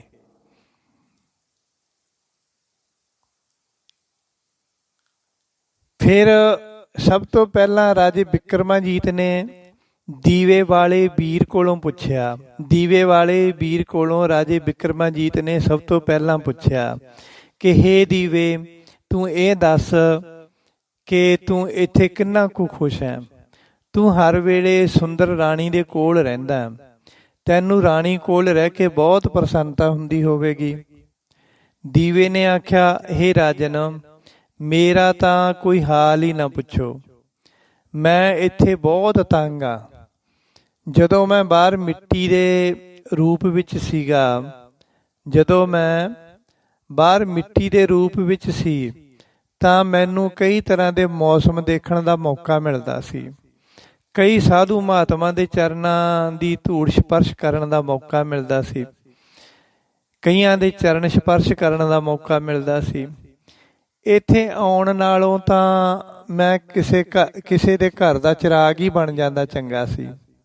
ਕਿਸੇ ਮੰਦਰ ਦਾ ਦੀਵਾ ਬਣ ਜਾਂਦਾ ਤਾਂ ਵੀ ਚੰਗਾ ਸੀ, ਤਾਂ ਕਿ ਕਮ ਸੇ ਕਮ ਰੋਸ਼ਨੀ ਕਰਕੇ ਰਾਹੀਆਂ ਪਾਂਧੀਆਂ ਨੂੰ ਮਾਰਗ ਦਿਖਾਉਂਦਾ ਜਾਂ ਭਗਵਾਨ ਦੇ ਦਰ ਦੀ ਸ਼ੋਭਾ ਬਣਦਾ। ਬਸ ਇੱਥੇ ਤਾਂ ਦਿਨ ਰਾਤ ਸੜਬਲ ਰਿਹਾ ਹਾਂ। ਉੱਪਰੋਂ ਇਹ ਰਾਣੀ ਬੜੀ ਘੁਮੰਡੀ ਹੈ, ਕਿਸੇ ਨਾਲ ਬੋਲਦੀ ਚੱਲਦੀ ਹੀ ਨਹੀਂ। ਫਿਰ ਉਸ ਦੀਵੇ ਨੇ ਆਖਿਆ, ਚਲੋ ਛੱਡੋ ਮੇਰੀ ਗੱਲ ਤਾਂ, ਪਰ ਆਪਾਂ ਆਪਣਾ ਸਮਾਂ ਲੰਘਾਉਣ ਵਾਸਤੇ ਮੈਂ ਤੁਹਾਨੂੰ ਇੱਕ ਕਹਾਣੀ ਸੁਣਾਉਂਦਾ। ਉਸ ਕਹਾਣੀ ਵਿੱਚ ਹੀ ਇੱਕ ਸਵਾਲ ਛੁਪਿਆ ਹੋਇਆ ਹੈ। ਹੇ ਰਾਜਨ, ਤੁਸੀਂ ਉਸ ਸਵਾਲ ਦਾ ਸਹੀ ਤਰੀਕੇ ਨਾਲ ਜਵਾਬ ਦੇਣਾ। ਦੀਵੇ ਨੇ ਕਿਹਾ ਕਿ ਕਹਾਣੀ ਇਸ ਪ੍ਰਕਾਰ ਹੈ ਕਿ ਇੱਕ ਬ੍ਰਾਹਮਣ ਦੇ 2 ਬੱਚੇ ਸਨ। ਇੱਕ ਲੜਕੀ ਵੱਡੀ ਸੀ ਅਤੇ ਲੜਕਾ ਛੋਟਾ ਸੀ। ਜਦੋਂ ਲੜਕੀ ਜਵਾਨ ਤੇ ਵਿਆਹੁਣ ਯੋਗ ਹੋਈ ਤਾਂ ਇੱਕ ਦੂਜੇ ਦੀ ਸਲਾਹ ਤੋਂ ਬਿਨਾਂ ਹੀ ਪਿਤਾ ਨੇ ਆਪਣੇ ਵੱਲੋਂ ਰਿਸ਼ਤਾ ਦੇਖ ਕੇ ਪੱਕਾ ਕਰ ਦਿੱਤਾ ਤੇ ਮਾਂ ਨੇ ਦੂਜਿਆਂ ਨੂੰ ਪੁੱਛੇ ਬਿਨਾਂ ਆਪਣੇ ਵੱਲੋਂ ਲੜਕਾ ਦੇਖ ਕੇ ਰਿਸ਼ਤਾ ਪੱਕਾ ਕਰ ਦਿੱਤਾ ਤੇ ਭਰਾ ਨੇ ਮਾਂ ਪਿਓ ਤੋਂ ਪੁੱਛੇ ਬਿਨਾਂ ਹੀ ਆਪਣੇ ਵੱਲੋਂ ਲੜਕਾ ਦੇਖ ਕੇ ਰਿਸ਼ਤਾ ਪੱਕਾ ਕਰ ਦਿੱਤਾ। ਪਰ ਫਿਰ ਵੀ ਇੱਕ ਦੂਜੇ ਨਾਲ ਘਰ ਦੇ ਵਿੱਚ ਕਿਸੇ ਨੇ ਕੋਈ ਰਾਏ ਨਾ ਕੀਤੀ। ਬਸ ਵਿਆਹ ਦੀਆਂ ਤਿਆਰੀਆਂ ਹੋਣ ਲੱਗੀਆਂ। ਪੁੱਛੇ ਕੋਈ ਹੈ ਨਾ ਕਿ ਲਾੜਾ ਕਿੱਥੋਂ ਆ ਤੇ ਕੌਣ ਹੈ। ਬ੍ਰਾਹਮਣ ਜਾਤੀ ਹੋਣ ਕਰਕੇ ਵਿਆਹ ਦਾ ਮਹੂਰਤ ਵੀ ਇੱਕ ਦਿਨ ਦਾ ਹੀ ਨਿਕਲ ਆਇਆ ਅਤੇ ਜੋ ਮਹੂਰਤ ਥੋੜ੍ਹੇ ਦਿਨਾਂ ਦਾ ਹੀ ਸੀ। ਤਿੰਨਾਂ ਨੇ ਇੱਕ ਦੂਜੇ ਨੂੰ ਨਾਂ ਦੱਸਿਆ ਤੇ ਵਿਆਹ ਦੀਆਂ ਤਿਆਰੀਆਂ ਕਰਨ ਲੱਗੇ। ਮਿੱਥੇ ਦਿਨ ਉੱਤੇ ਤਿੰਨੇ ਬਰਾਤਾਂ ਆ ਗਈਆਂ ਤਾਂ ਮਾਂ-ਬਾਪ ਤੇ ਭਰਾ ਬਹੁਤ ਪਛਤਾਵਾ ਕਰਨ ਲੱਗੇ।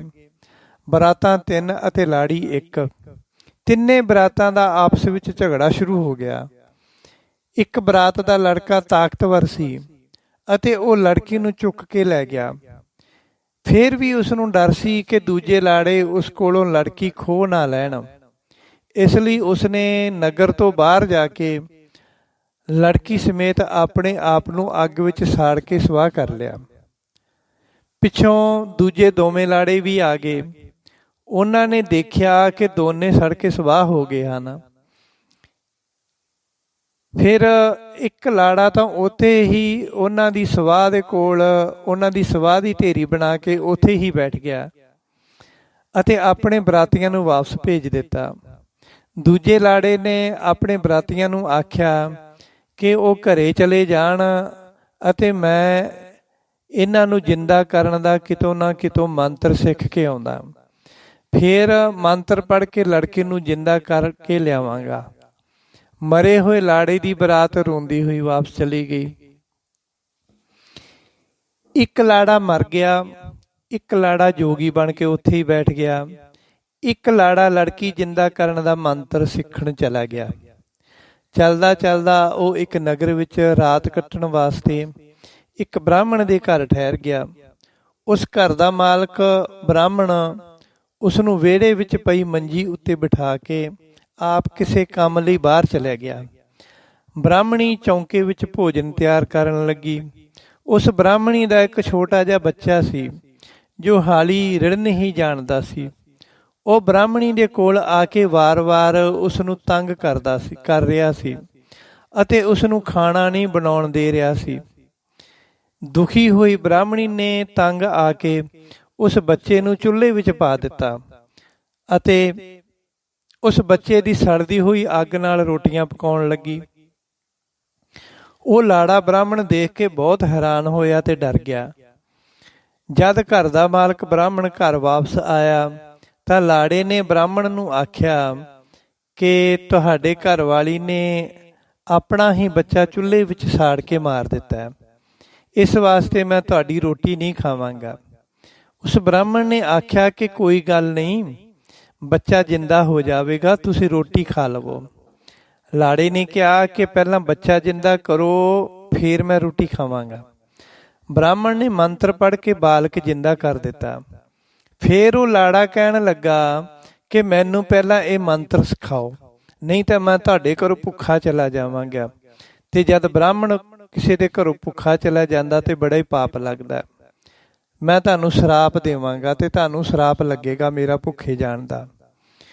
ਸ਼ਰਾਪ ਤੋਂ ਡਰਦੇ ਹੋਏ ਬ੍ਰਾਹਮਣ ਨੇ ਉਸ ਨੂੰ ਮੰਤਰ ਸਿਖਾ ਦਿੱਤਾ ਅਤੇ ਕਹਿਣ ਲੱਗਾ ਹੁਣ ਤਾਂ ਤੂੰ ਰੋਟੀ ਖਾ ਲਾ। ਉਸ ਲਾੜੇ ਨੇ ਆਖਿਆ ਕਿ ਹੁਣ ਤਾਂ ਮੈਂ ਉਸ ਲੜਕੀ ਨੂੰ ਜਿੰਦਾ ਕਰਕੇ ਹੀ ਰੋਟੀ ਖਾਵਾਂਗਾ। ਸੋ ਉਸ ਲਾੜੇ ਨੇ ਵਾਪਸ ਆ ਕੇ ਸਾਰੇ ਨਗਰ ਵਾਲਿਆਂ ਨੂੰ ਅਤੇ ਲੜਕੀ ਦੇ ਮਾਂ ਪਿਓ ਨੂੰ ਉਸ ਥਾਂ ਉੱਤੇ ਇਕੱਠਾ ਕਰ ਲਿਆ ਜਿੱਥੇ ਉਹ ਲੜਕੀ ਤੇ ਲੜਕਾ ਸੜੇ ਹੋਏ ਸਨ। ਸਭ ਨੂੰ ਬੁਲਾ ਕੇ ਆਖਿਆ ਕਿ ਹੁਣ ਮੈਂ ਇਹਨਾਂ ਸੜ ਕੇ ਸਵਾਹ ਹੋਇਆਂ ਨੂੰ ਜਿੰਦਾ ਕਰ ਦੇਵਾਂਗਾ ਅਤੇ ਆਪਣੀ ਲਾੜੀ ਨੂੰ ਆਪਣੇ ਨਾਲ ਲੈ ਜਾਵਾਂਗਾ। ਇਸ ਤਰ੍ਹਾਂ ਕਹਿ ਕੇ ਉਸਨੇ ਸਵਾਹ ਦੀ ਢੇਰੀ ਉੱਤੇ ਮੰਤਰ ਪੜ੍ਹਿਆ ਤਾਂ ਉਹ ਲੜਕਾ ਲੜਕੀ ਦੋਵੇਂ ਹੀ ਜਿੰਦਾ ਹੋ ਗਏ। ਲੜਕਾ ਲੜਕੀ ਦੇ ਜਿੰਦਾ ਹੋਣ ਨਾਲ ਉਹਨਾਂ ਤਿੰਨਾਂ ਲਾੜਿਆਂ ਵਿੱਚ ਫੇਰ ਲੜਾਈ ਹੋ ਗਈ ਕਿ ਲੜਕੀ ਨੂੰ ਮੈਂ ਲੈ ਕੇ ਜਾਵਾਂਗਾ, ਲੜਕੀ ਨੂੰ ਮੈਂ ਲੈ ਕੇ ਜਾਵਾਂਗਾ। ਇਹ ਲੜਾਈ ਦੇਖ ਕੇ ਗ੍ਰਾਮ ਪੰਚਾਇਤ ਨੂੰ ਫੈਸਲਾ ਕਰਨਾ ਔਖਾ ਹੋ ਗਿਆ। ਉਸ ਦੀਵੇ ਨੇ ਆਖਿਆ, ਹੇ ਰਾਜਨ, ਹੁਣ ਤੂੰ ਹੀ ਦੱਸ ਕਿ ਉਹ ਲੜਕੀ ਕਿਸ ਨੂੰ ਮਿਲਣੀ ਚਾਹੀਦੀ ਹੈ। ਰਾਜੇ ਨੇ ਆਖਿਆ ਕਿ ਉਹ ਲੜਕੀ ਉਸ ਨੂੰ ਮਿਲਣੀ ਚਾਹੀਦੀ ਹੈ ਜੋ ਉਸ ਦੇ ਨਾਲ ਸੜਿਆ ਸੀ। ਇਹ ਸੁਣ ਕੇ ਅਨਬੋਲਾ ਰਾਣੀ ਬੋਲੀ, ਰਾਜਨ, ਤੇਰਾ ਇਹ ਨਿਆਂ ਬਿਲਕੁਲ ਗਲਤ ਹੈ। ਲੜਕੀ ਉਸ ਨੂੰ ਕਿਵੇਂ ਮਿਲ ਸਕਦੀ ਹੈ? ਮਰਨ ਤੋਂ ਬਾਅਦ ਉਸ ਦਾ ਪਹਿਲਾਂ ਵਾਲਾ ਜੀਵਨ ਤੇ ਰਿਸ਼ਤਾ ਖਤਮ ਹੋ ਗਿਆ। ਹੁਣ ਉਹ ਲੜਕਾ ਉਸ ਲੜਕੀ ਦੇ ਨਾਲ ਦੁਬਾਰਾ ਜਿੰਦਾ ਹੋਇਆ। ਇੱਕ ਤਰੀਕੇ ਨਾਲ ਉਸ ਦਾ ਦੁਬਾਰਾ ਜਨਮ ਹੋਇਆ। ਹੁਣ ਉਹ ਲੜਕਾ ਤੇ ਲੜਕੀ ਦੋਨੋਂ ਇਕੱਠੇ ਹੀ ਜਿੰਦਾ ਹੋਏ ਹਨ। ਇਸ ਰਿਸ਼ਤੇ ਦੇ ਨਾਲ ਉਹ ਲੜਕਾ ਲੜਕੀ ਦਾ ਭਰਾ ਬਣਿਆ। ਫਿਰ ਜਿੰਦਾ ਕਰਨ ਵਾਲੇ ਨੂੰ ਵੀ ਉਹ ਲੜਕੀ ਨਹੀਂ ਮਿਲ ਸਕਦੀ, ਕਿਉਂਕਿ ਉਸਨੇ ਲੜਕੀ ਨੂੰ ਦੁਬਾਰਾ ਪੈਦਾ ਕੀਤਾ। ਪੈਦਾ ਕਰਨ ਵਾਲਾ ਪਿਤਾ ਹੁੰਦਾ। ਇਸ ਰਿਸ਼ਤੇ ਨਾਲ ਉਹ ਲੜਕਾ ਉਸ ਮਰੀ ਹੋਈ ਲੜਕੀ ਦਾ ਪਿਤਾ ਬਣ ਗਿਆ। ਹੁਣ ਉਹ ਲੜਕੀ ਉਸ ਨੂੰ ਮਿਲੇਗੀ ਜੋ ਉਸ ਦੀ ਚਿਖਾ ਕੋਲ ਜੋਗੀ ਬਣ ਕੇ ਬੈਠਾ ਸੀ। ਰਾਜੇ ਨੇ ਕਿਹਾ, ਹੇ ਰਾਣੀ, ਤੇਰਾ ਨਿਆਂ ਬਿਲਕੁਲ ਸਹੀ ਹੈ, ਪਰ ਮੇਰਾ ਮਕਸਦ ਤਾਂ ਤੈਨੂੰ ਬੁਲਾਉਣ ਦਾ ਹੀ ਸੀ, ਇਸ ਲਈ ਮੈਂ ਗਲਤ ਜਵਾਬ ਦਿੱਤਾ ਸੀ। ਹੁਣ ਮੈਂ ਰਾਤ ਦੇ ਪਹਿਲੇ ਪਹਿਰ ਵਿੱਚ ਤੈਨੂੰ ਬੁਲਾਉਣ ਵਿੱਚ ਕਾਮਯਾਬ ਹੋ ਗਿਆ ਹਾਂ। ਅਨਬੋਲਾ ਰਾਣੀ ਨੇ ਕਿਹਾ ਕਿ ਤੂੰ ਮੈਨੂੰ ਚਲਾਕੀ ਨਾਲ ਬੁਲਾਇਆ, ਜਾ, ਹੁਣ ਮੈਂ ਨਹੀਂ ਬੋਲਾਂਗੀ। ਰਾਤ ਦੇ ਦੂਜੇ ਪਹਿਰ ਵਿੱਚ ਰਾਜੇ ਨੇ ਅਨਬੋਲਾ ਰਾਣੀ ਦੇ ਗਲੇ ਵਾਲੇ ਮੋਤੀਆਂ ਦੇ ਹਾਰ ਨੂੰ ਪੁੱਛਿਆ, ਹੇ ਹਾਰ, ਤੂੰ ਇਹ ਦੱਸ ਕਿ ਤੂੰ ਰਾਣੀ ਦੇ ਸੁੰਦਰ ਗਲੇ ਵਿੱਚ ਰਹਿ ਕੇ ਕਿੰਨਾ ਕੁ ਖੁਸ਼ ਹੈ। ਮੋਤੀਆਂ ਦੇ ਹਾਰ ਨੇ ਕਿਹਾ, ਮੈਂ ਇੱਥੇ ਖੁਸ਼ ਨਹੀਂ ਹਾਂ। ਜਦੋਂ ਮੈਂ ਸਿੱਪੀ ਦੇ ਵਿੱਚ ਸੀ ਤਾਂ ਮੈਂ ਸਮੁੰਦਰ ਦੀਆਂ ਲਹਿਰਾਂ ਦਾ ਆਨੰਦ ਮਾਣਦਾ ਸੀ। ਸਿੱਪੀਆਂ ਦੇ ਆਪਣੇ ਪਰਿਵਾਰ ਵਿੱਚ ਰਹਿ ਕੇ ਮੈਂ ਬਹੁਤ ਖੁਸ਼ ਸੀ। ਜੇ ਕੋਈ ਮੈਨੂੰ ਲੈ ਵੀ ਜਾਂਦਾ ਤਾਂ ਮੈਂ ਕਿਸੇ ਦੀ ਮੁੰਦਰੀ ਦਾ ਸ਼ਿੰਗਾਰ ਬਣਦਾ ਅਤੇ ਖੁੱਲੀ ਹਵਾ ਵਿੱਚ ਰਹਿੰਦਾ, ਜਾਂ ਕਿਸੇ ਮੰਦਰ ਵਿੱਚ ਭਗਵਾਨ ਦੇ ਮੁਕਟ ਦਾ ਸ਼ਿੰਗਾਰ ਬਣ ਜਾਂਦਾ। ਹੁਣ ਇਸ ਖੜੂਸ ਰਾਣੀ ਕੋਲ ਰਹਿ ਕੇ ਮੈਨੂੰ ਕੋਈ ਖੁਸ਼ੀ ਨਹੀਂ ਆ। ਉਸ ਮੋਤੀਆਂ ਦੇ ਹਾਰ ਨੇ ਕਿਹਾ, ਚਲੋ ਮੇਰੀ ਤਾਂ ਛੱਡੋ। ਹੇ ਰਾਜਨ, ਹੁਣ ਮੈਂ ਤੁਹਾਨੂੰ ਇੱਕ ਕਹਾਣੀ ਸੁਣਾਉਂਦਾ, ਤੁਸੀਂ ਉਸ ਦਾ ਸਹੀ ਸਹੀ ਜਵਾਬ ਦੇਣਾ। ਇਹ ਕਹਿ ਕੇ ਹਾਰ ਨੇ ਆਖਿਆ ਕਿ ਇੱਕ ਘੁਮਿਆਰ ਦੇ ਘਰ ਬਹੁਤ ਸੁੰਦਰ ਕੰਨਿਆ ਸੀ। ਉਸ ਦੀ ਸੁੰਦਰਤਾ ਦੇ ਸਾਹਮਣੇ ਰਾਜਕੁਮਾਰੀਆਂ ਦੇ ਹੁਸਨ ਵੀ ਫਿੱਕੇ ਪੈ ਜਾਂਦੇ ਸਨ। ਇੱਕ ਦਿਨ ਉਹ ਕੰਨਿਆ ਖੂਹ ਉੱਤੇ ਪਾਣੀ ਭਰ ਰਹੀ ਸੀ ਤਾਂ ਸ਼ਿਕਾਰ ਖੇਡਦਾ ਹੋਇਆ ਇੱਕ ਰਾਜਾ ਉੱਥੇ ਪਾਣੀ ਪੀਣ ਲਈ ਆਇਆ। ਉਹ ਉਸ ਲੜਕੀ ਦੀ ਸੁੰਦਰਤਾ ਨੂੰ ਦੇਖ ਕੇ ਮੋਹਿਤ ਹੋ ਗਿਆ ਅਤੇ ਉਸ ਨਾਲ ਵਿਆਹ ਕਰਨ ਦਾ ਮਨ ਬਣਾ ਲਿਆ। ਉਸ ਰਾਜੇ ਨੇ ਲੜਕੀ ਕੋਲੋਂ ਉਸ ਦੇ ਪਿਤਾ ਦਾ ਨਾਮ ਅਤੇ ਪਤਾ ਪੁੱਛਿਆ। ਫਿਰ ਉਹ ਉਹਨਾਂ ਦੇ ਘਰ ਗਿਆ ਅਤੇ ਗਰੀਬ ਘੁਮਿਆਰ ਕੋਲੋਂ ਉਸ ਦੀ ਲੜਕੀ ਦਾ ਹੱਥ ਮੰਗਿਆ। ਲੜਕੀ ਦੇ ਪਿਤਾ ਨੇ ਆਖਿਆ ਕਿ ਉਹ ਆਪਣੀ ਬੇਟੀ ਦੀ ਸ਼ਾਦੀ ਆਪਣੀ ਜਾਤ ਬਰਾਦਰੀ ਵਿੱਚ ਹੀ ਕਰੇਗਾ, ਉਹ ਕਿਸੇ ਰਾਜੇ ਨਾਲ ਨਹੀਂ ਕਰੇਗਾ। ਰਾਜੇ ਨੇ ਪੱਕਾ ਮਨ ਬਣਾ ਲਿਆ ਕਿ ਇਸੇ ਲੜਕੀ ਨਾਲ ਹੀ ਸ਼ਾਦੀ ਕਰੇਗਾ। ਇਸ ਲਈ ਉਸਨੇ ਦੇਵੀ ਦੇ ਮੰਦਰ ਵਿੱਚ ਜਾ ਕੇ ਪਰਨ ਕੀਤਾ ਕਿ ਹੇ ਦੇਵੀ ਮਾਂ, ਮੇਰੀ ਸ਼ਾਦੀ ਗਰੀਬ ਘੁਮਿਆਰ ਦੀ ਬੇਟੀ ਨਾਲ ਕਰਾ ਦੇ। ਵਿਆਹ ਤੋਂ 1 ਸਾਲ ਬਾਅਦ ਮੈਂ ਤੇਰੇ ਚਰਨਾਂ ਵਿੱਚ ਆਪਣਾ ਸਿਰ ਭੇਟ ਕਰਾਂਗਾ। ਦੇਵੀ ਨੇ ਉਸ ਦੀ ਪ੍ਰਾਰਥਨਾ ਸੁਣ ਲਈ ਅਤੇ ਘੁਮਿਆਰ ਦੇ ਮਨ ਵਿੱਚ ਖਿਆਲ ਆਇਆ ਕਿ ਹੁਣ ਤਾਂ ਰਾਜਾ ਆਪਣੇ ਮੂੰਹ ਨਾਲ ਰਿਸ਼ਤਾ ਮੰਗਦਾ, ਪਰ ਜੇ ਉਹ ਨਾਰਾਜ਼ ਹੋ ਗਿਆ ਅਤੇ ਬੇਟੀ ਨੂੰ ਉਠਾ ਕੇ ਵੀ ਲਿਜਾ ਸਕਦਾ, ਫਿਰ ਮੇਰੀ ਬਹੁਤ ਬਦਨਾਮੀ ਹੋਵੇਗੀ। ਇਹ ਸੋਚ ਕੇ ਉਸਨੇ ਰਾਜੇ ਪਾਸ ਜਾ ਕੇ ਆਪਣੀ ਲੜਕੀ ਦੀ ਸ਼ਾਦੀ ਉਸ ਨਾਲ ਕਰਨਾ ਮੰਨ ਲਿਆ। ਪੂਰੇ ਰੀਤੀ ਰਿਵਾਜ ਨਾਲ ਰਾਜੇ ਨੇ ਉਸ ਲੜਕੀ ਨਾਲ ਸ਼ਾਦੀ ਕੀਤੀ। ਵਿਆਹ ਦੀਆਂ ਰੰਗ ਰਲੀਆਂ ਅਤੇ ਮਸਤੀ ਵਿੱਚ 1 ਸਾਲ ਲੰਘ ਗਿਆ। ਇੱਕ ਵਾਰ ਰਾਜਾ ਆਪਣੀ ਨਵ-ਵਿਆਹੀ ਰਾਣੀ ਨਾਲ ਜੰਗਲ ਵੱਲ ਸੈਰ ਕਰਨ ਜਾ ਰਿਹਾ ਸੀ। ਉਸੇ ਮੰਦਰ ਦੇ ਅੱਗੋਂ ਦੀ ਜਦੋਂ ਰਾਜਾ ਲੰਘਿਆ ਤਾਂ ਉਸਨੂੰ ਆਪਣਾ ਪਰਣਾ ਯਾਦ ਆਇਆ। ਉਸਨੇ ਰਥ ਨੂੰ ਰੋਕਿਆ ਅਤੇ ਰਾਣੀ ਅਤੇ ਵਜ਼ੀਰ ਨੂੰ ਆਖਿਆ ਕਿ ਉਹ ਇੱਥੇ ਹੀ ਰੁਕੇ ਰਹਿਣ।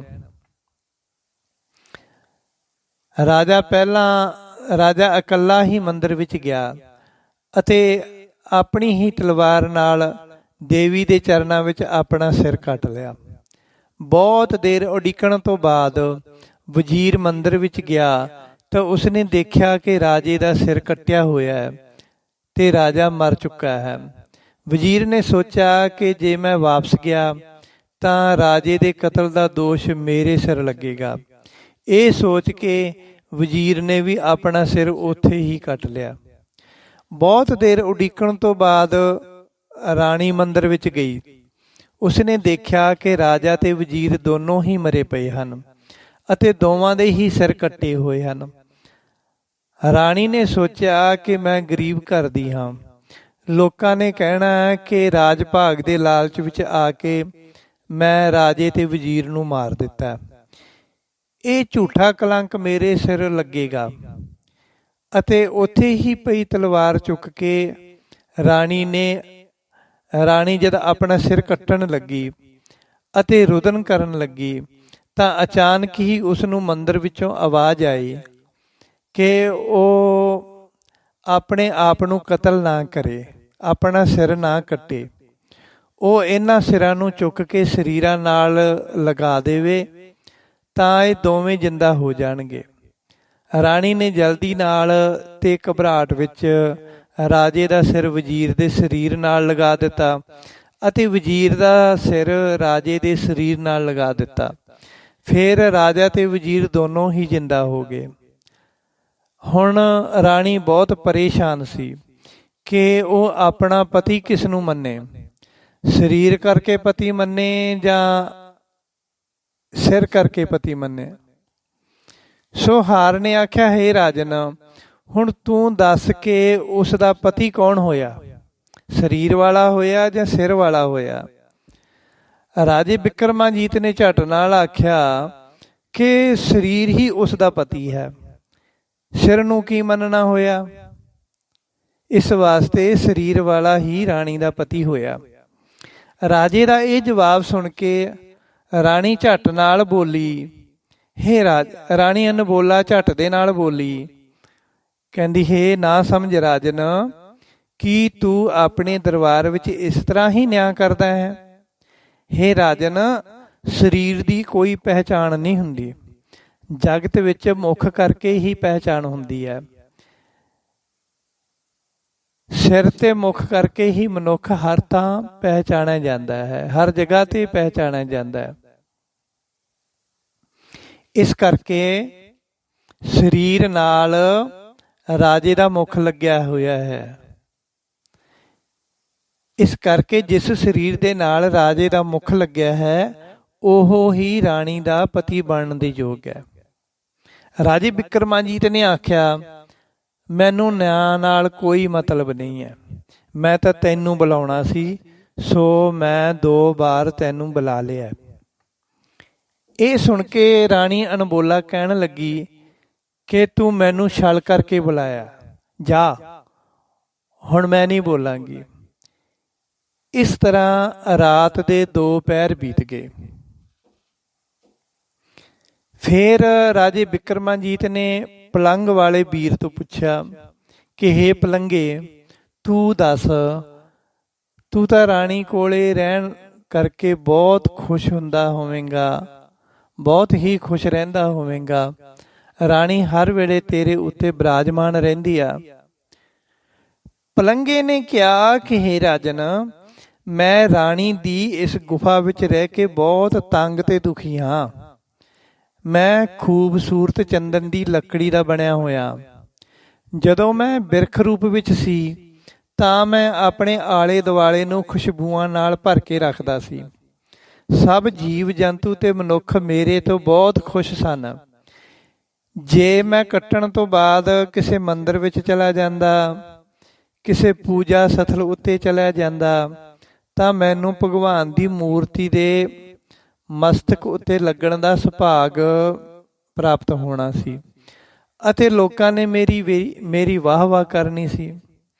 ਪਰ ਇੱਥੇ ਤਾਂ ਹਰ ਵਕਤ ਰਾਣੀ ਕੋਲ ਹੀ ਰਹਿਣਾ ਪੈਂਦਾ ਹੈ ਅਤੇ ਇੱਥੇ ਮੇਰੀ ਕੋਈ ਵਾਹ ਵਾਹ ਵੀ ਨਹੀਂ ਕਰਦਾ।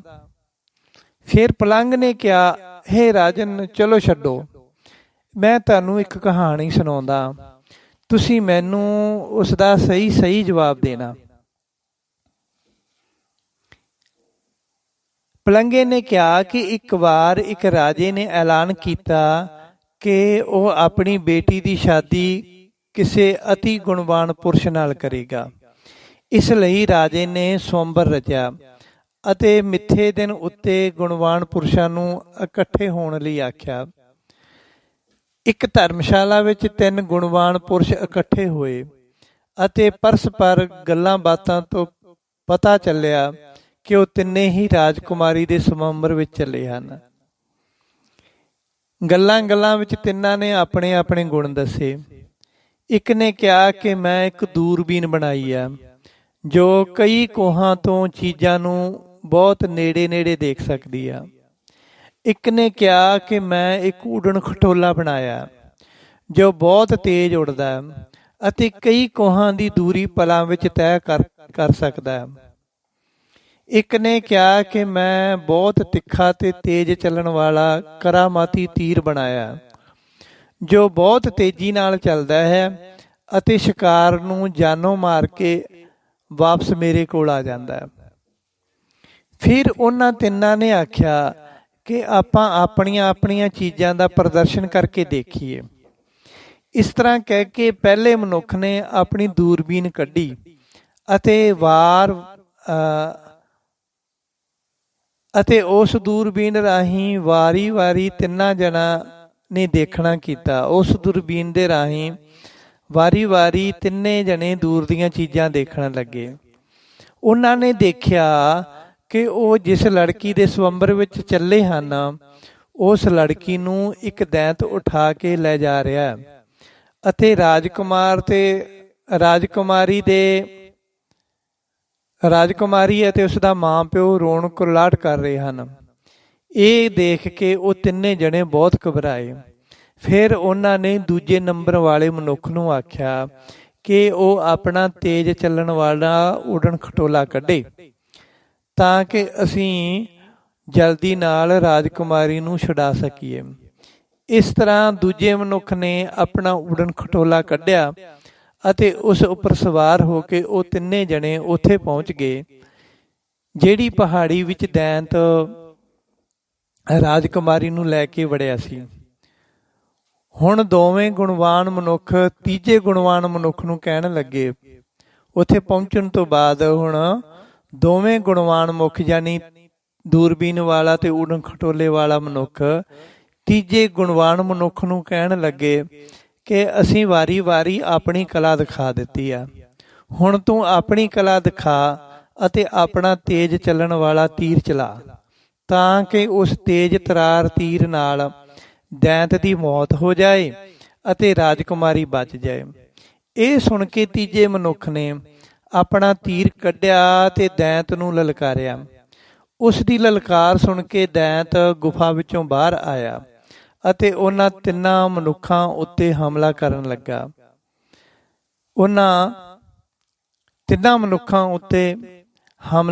ਲੱਗਾ। ਤੀਜੇ ਗੁਣਵਾਨ ਮਨੁੱਖ ਨੇ ਆਪਣਾ ਮਾਇਆਵੀ ਤੀਰ ਚਲਾਇਆ ਅਤੇ ਦੈਂਤ ਨੂੰ ਢੇਰੀ ਕਰ ਦਿੱਤਾ। ਦੈਂਤ ਨੂੰ ਮਾਰ ਕੇ ਤੀਰ ਵਾਪਸ ਉਸ ਮਨੁੱਖ ਕੋਲ ਆ ਗਿਆ ਅਤੇ ਰਾਜਕੁਮਾਰੀ ਵੀ ਬਚ ਗਈ। ਰਾਜਾ ਰਾਣੀ ਅਤੇ ਸਾਰੀ ਸੈਨਾ ਖੜੀ ਦੇਖ ਰਹੀ ਸੀ। ਹੁਣ ਰਾਜਾ ਬਹੁਤ ਦੁਬਿਧਾ ਵਿੱਚ ਫਸ ਗਿਆ ਕਿ ਆਪਣੀ ਬੇਟੀ ਕਿਹੜੇ ਗੁਣਵਾਨ ਮਨੁੱਖ ਨੂੰ ਦੇਵੇ। ਉਧਰ ਉਹ ਤਿੰਨੇ ਗੁਣਵਾਨ ਮਨੁੱਖ ਆਪਸ ਵਿੱਚ ਝਗੜਾ ਕਰਨ ਲੱਗੇ ਕਿ ਰਾਜਕੁਮਾਰੀ ਮੈਨੂੰ ਮਿਲਣੀ ਚਾਹੀਦੀ ਆ। ਸੁਪਲੰਗੇ ਨੇ ਕਿਹਾ, ਹੇ ਰਾਜਨ, ਹੁਣ ਤੂੰ ਦੱਸ ਕਿ ਉਹ ਰਾਜਕੁਮਾਰੀ ਕਿਸ ਨੂੰ ਮਿਲਣੀ ਚਾਹੀਦੀ ਹੈ। ਰਾਜੇ ਨੇ ਝੱਟ ਹੀ ਆਖਿਆ ਕਿ ਰਾਜਕੁਮਾਰੀ ਦੂਰਬੀਨ ਵਾਲੇ ਨੂੰ ਮਿਲਣੀ ਚਾਹੀਦੀ ਆ, ਕਿਉਂਕਿ ਜੇ ਦੂਰਬੀਨ ਵਾਲਾ ਨਾ ਹੁੰਦਾ ਤਾਂ ਰਾਜਕੁਮਾਰੀ ਬਚ ਹੀ ਨਹੀਂ ਸਕਦੀ ਸੀ। ਰਾਣੀ ਅਣਬੋਲਾ ਫਿਰ ਅਚਾਨਕ ਹੀ ਬੋਲੀ, ਹੇ ਮੂਰਖ ਰਾਜਨ, ਤੇਰੀ ਬੁੱਧੀ ਕੰਮ ਨਹੀਂ ਕਰਦੀ। ਦੂਰਬੀਨ ਨਾਲ ਤਾਂ ਕੋਈ ਵੀ ਮਨੁੱਖ ਕੁਝ ਵੀ ਦੇਖ ਸਕਦਾ, ਪਰ ਰਾਜਕੁਮਾਰੀ ਨੂੰ ਬਚਾ ਤਾਂ ਨਹੀਂ ਸਕਦਾ ਨਾ। ਉਹ ਉਡਣ ਖਟੋਲੇ ਨਾਲ ਤਾਂ ਕਿੰਨੀ ਦੂਰ ਵੀ ਜਾਇਆ ਜਾ ਸਕਦਾ, ਉਡਣ ਖਟੋਲੇ ਨਾਲ ਤਾਂ ਕਿੰਨੀ ਵੀ ਦੂਰੀ ਤੈਅ ਕੀਤੀ ਜਾ ਸਕਦੀ ਹੈ, ਪਰ ਇੱਕ ਉਡਣ ਖਟੋਲੇ ਨਾਲ ਦੈਂਤ ਨੂੰ ਮਾਰਿਆ ਨਹੀਂ ਜਾ ਸਕਦਾ। ਇਸ ਕਰਕੇ ਉਹ ਰਾਜਕੁਮਾਰੀ ਤੀਰ ਵਾਲੇ ਗੁਣਵਾਨ ਨੂੰ ਮਿਲਣੀ ਚਾਹੀਦੀ ਹੈ, ਜਿਸ ਨੇ ਇੱਕ ਤਾਕਤਵਰ ਦੈਂਤ ਨੂੰ ਪਲਾਂ ਵਿੱਚ ਹੀ ਖਤਮ ਕਰ ਦਿੱਤਾ। ਰਾਜੇ ਬਿਕਰਮਾਜੀਤ ਨੇ ਕਿਹਾ, ਮੈਨੂੰ ਫੈਸਲੇ ਨਾਲ ਕੋਈ ਮਤਲਬ ਨਹੀਂ ਆ, ਮੈਂ ਤਾਂ ਤੈਨੂੰ ਬੁਲਾਉਣਾ ਸੀ, ਸੋ ਹੁਣ ਤੂੰ 3 ਵਾਰ ਬੋਲ ਪਈ ਆ। ਰਾਣੀ ਅਨਬੋਲਾ ਨੇ ਕਿਹਾ, ਲੋ ਹੁਣ ਮੈਂ ਨਹੀਂ ਬੋਲਾਂਗੀ, ਭਾਵੇਂ ਤੂੰ ਕੋਈ ਵੀ ਯਤਨ ਕਰ। ਇਸ ਤਰ੍ਹਾਂ 3 ਪਹਿਰ ਰਾਤ ਬੀਤ ਗਈ ਅਤੇ ਇੱਕ ਰਾਤ ਦੇ ਵਿੱਚ ਰਾਣੀ ਵੀ 3 ਵਾਰ ਬੋਲ ਪਈ। ਅੱਗੇ ਫਿਰ ਰਾਜੇ ਬਿਕਰਮਾਜੀਤ ਨੇ ਘੜੇ ਵਾਲੇ, ਜੋ ਘੜੇ ਦੇ ਵਿੱਚ ਕਬੀਰ ਛੁਪ ਕੇ ਬੈਠਾ ਹੋਇਆ, ਜਿਸ ਨੂੰ ਹਿੰਦੀ 'ਚ ਮਟਕਾ ਕਹਿੰਦੇ ਆ, ਮਟਕਾ ਪੰਜਾਬੀ 'ਚ ਆਪਾਂ ਘੜਾ ਕਹਿੰਦੇ ਆ, ਸੋ ਉਸ ਘੜੇ ਵਾਲੇ ਦੈਂਤ ਰਾਹੀਂ ਉਸ ਘੜੇ ਨੂੰ ਪੁੱਛਿਆ, ਹੇ ਮਟਕੇ, ਹੁਣ ਤੂੰ ਦੱਸ, ਤੂੰ ਰਾਣੀ ਕੋਲੇ ਬਹੁਤ ਖੁਸ਼ ਹੈ ਨਾ? ਤੇਰੇ ਵਿੱਚੋਂ ਰਾਣੀ ਠੰਡਾ ਜਲ ਪੀਂਦੀ ਹੈ ਤਾਂ ਤੈਨੂੰ ਬਹੁਤ ਪ੍ਰਸੰਨਤਾ ਹੁੰਦੀ ਹੋਵੇਗੀ। ਘੜੇ ਨੇ ਕਿਹਾ, ਹੇ ਰਾਜਨ, ਮੇਰਾ ਤਾਂ ਪੁੱਛੋ ਹੀ ਨਾ, ਮੈਂ ਬਹੁਤ ਦੁਖੀ ਹਾਂ। ਘੁਮਿਆਰ ਦੀ ਭੱਠੀ ਵਿੱਚ ਤਪ ਸੜ ਕੇ ਮਿੱਟੀ ਤੋਂ ਘੜਾ ਬਣਿਆ ਹਾਂ। ਜੇ ਮਿੱਟੀ ਹੀ ਰਹਿੰਦਾ ਤਾਂ ਚੰਗਾ ਸੀ, ਕਮ ਸੇ ਕਮ ਭਲੇ ਪੁਰਸ਼ਾਂ ਦੇ ਚਰਨ ਸਪਰਸ਼ ਹੁੰਦੇ ਰਹਿੰਦੇ। ਜੇ ਘੜਾ ਬਣ ਹੀ ਗਿਆ ਸੀ ਤਾਂ ਬਾਹਰ ਹੀ ਰਹਿੰਦਾ ਤਾਂ ਚੰਗਾ ਸੀ, ਕਿਉਂਕਿ ਆਪਣੇ ਠੰਡੇ ਜਲ ਨਾਲ ਮੈਂ ਲੋਕਾਂ ਦੀ ਪਿਆਸ ਬੁਝਾਉਂਦਾ ਰਹਿੰਦਾ। ਇੱਥੇ ਤਾਂ ਮੋਈ ਰਾਣੀ ਨਾ ਬੋਲਦੀ ਹੈ ਤੇ ਨਾ ਬੁਲਾਉਂਦੀ ਹੈ। ਉਸ ਘੜੇ ਨੇ ਕਿਹਾ, ਚਲੋ ਛੱਡੋ, ਮੇਰੀ ਗੱਲ ਛੱਡੋ। ਹੇ ਰਾਜਨ, ਮੈਂ ਤੁਹਾਨੂੰ ਇੱਕ ਕਹਾਣੀ ਸੁਣਾਉਂਦਾ, ਉਸ ਕਹਾਣੀ ਵਿਚਲੇ ਸਵਾਲ ਦਾ ਸਹੀ ਜਵਾਬ ਦੇਣਾ। ਘੜੇ ਨੇ ਕਿਹਾ ਕਿ ਇੱਕ ਜੰਗਲ ਦੇ ਰਸਤੇ ਇੱਕੋ ਪਿੰਡ ਦੇ 4 ਬੰਦੇ ਰੋਜ਼ਗਾਰ ਦੀ ਭਾਲ ਵਿੱਚ ਕਿਤੇ ਦੂਰ ਸ਼ਹਿਰ ਨੂੰ ਜਾ ਰਹੇ ਸਨ। ਉਹਨਾਂ ਨੂੰ ਜੰਗਲ ਵਿੱਚ ਹੀ ਰਾਤ ਪੈ ਗਈ ਅਤੇ ਉਹ ਜੰਗਲ ਵਿੱਚ ਰਾਤ ਕੱਟਣ ਵਾਸਤੇ ਠਹਿਰ ਗਏ। ਉਹਨਾਂ ਵਿੱਚੋਂ ਇੱਕ ਤਰਖਾਣ ਸੀ, ਇੱਕ ਦਰਜੀ ਸੀ, ਇੱਕ ਸੁਨਿਆਰਾ ਸੀ ਅਤੇ ਇੱਕ ਪੰਡਤ ਸੀ। ਜੰਗਲੀ ਜਾਨਵਰਾਂ ਦੇ ਡਰ ਤੋਂ ਉਹਨਾਂ ਨੇ ਅੱਗ ਮਚਾਈ ਅਤੇ 3-3 ਘੰਟੇ ਰਾਤ ਨੂੰ ਪਹਿਰਾ ਦੇਣ ਦਾ ਵਿਚਾਰ ਬਣਾਇਆ, ਕਿਉਂਕਿ 4 ਪਹਿਰ ਰਾਤ ਸੀ ਅਤੇ ਇੱਕ ਪਹਿਰ ਉਹਨਾਂ 4 ਨੇ ਪਹਿਰਾ ਦੇਣਾ ਸੀ। ਸੋ ਪਹਿਲਾਂ ਵਾਰੀ ਤਰਖਾਣ ਦੀ ਆਈ ਅਤੇ ਬਾਕੀ 3 ਸੌਂ ਗਏ। ਰਾਤ ਨੂੰ ਪਹਿਰਾ ਦੇ ਰਹੇ ਤਰਖਾਣ ਨੇ ਸੋਚਿਆ ਕਿ ਵਿਹਲੇ ਬੈਠੇ ਕੀ ਕਰਦੇ ਆ, ਕੋਈ ਕੰਮ ਹੀ ਕਰ ਲਈਏ।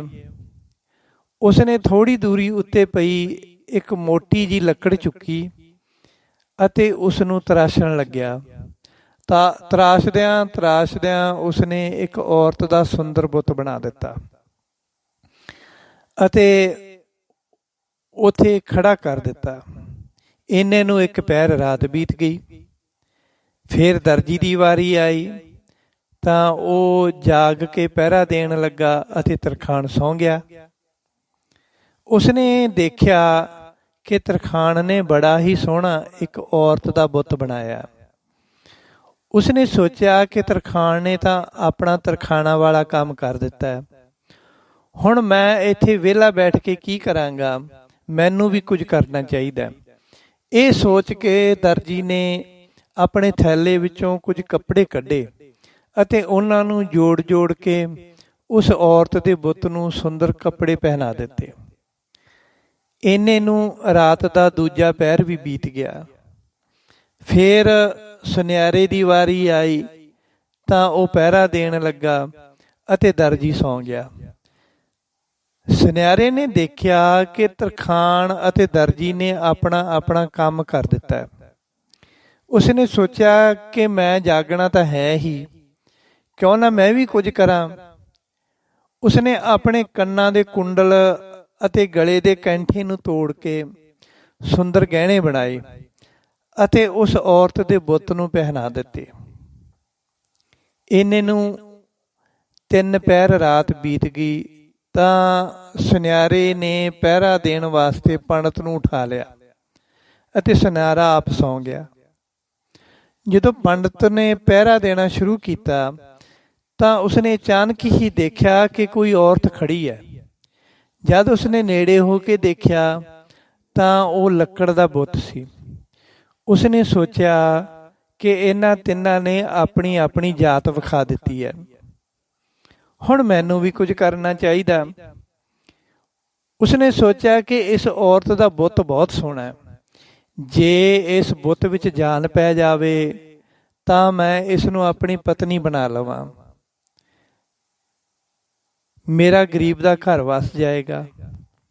ਇਸ ਤਰ੍ਹਾਂ ਸੋਚ ਕੇ ਉਸਨੇ ਪ੍ਰਮਾਤਮਾ ਅੱਗੇ ਪ੍ਰਾਰਥਨਾ ਕੀਤੀ ਕਿ ਹੇ ਪ੍ਰਭੂ, ਮੇਰੀ ਗਰੀਬ ਦੀ ਪ੍ਰਾਰਥਨਾ ਸੁਣੋ ਅਤੇ ਇਸ ਬੁੱਤ ਦੇ ਵਿੱਚ ਜਾਨ ਪਾ ਦਿਓ। ਮੇਰੀ ਮਾਂ ਬਹੁਤ ਬੁੱਢੀ ਹੈ, ਉਸ ਕੋਲੋਂ ਘਰ ਦਾ ਚੁੱਲ੍ਹਾ ਚੌਂਕਾ ਬੜੀ ਮੁਸ਼ਕਲ ਨਾਲ ਹੁੰਦਾ ਹੈ। ਸਾਡੇ ਘਰ ਦੀ ਰੋਟੀ ਪੱਕਦੀ ਹੋ ਜਾਵੇਗੀ, ਨਾਲੇ ਮੇਰੇ ਗਰੀਬ ਦਾ ਘਰ ਵਸ ਜਾਵੇਗਾ, ਨਾਲੇ ਮੇਰੇ ਗਰੀਬ ਦਾ ਘਰ ਵਸ ਜਾਵੇਗਾ। ਇਸ ਤਰ੍ਹਾਂ ਕਹਿ ਕੇ ਉਸ ਪੰਡਤ ਨੇ ਮੰਤਰ ਪੜ੍ਹਨੇ ਸ਼ੁਰੂ ਕਰ ਦਿੱਤੇ।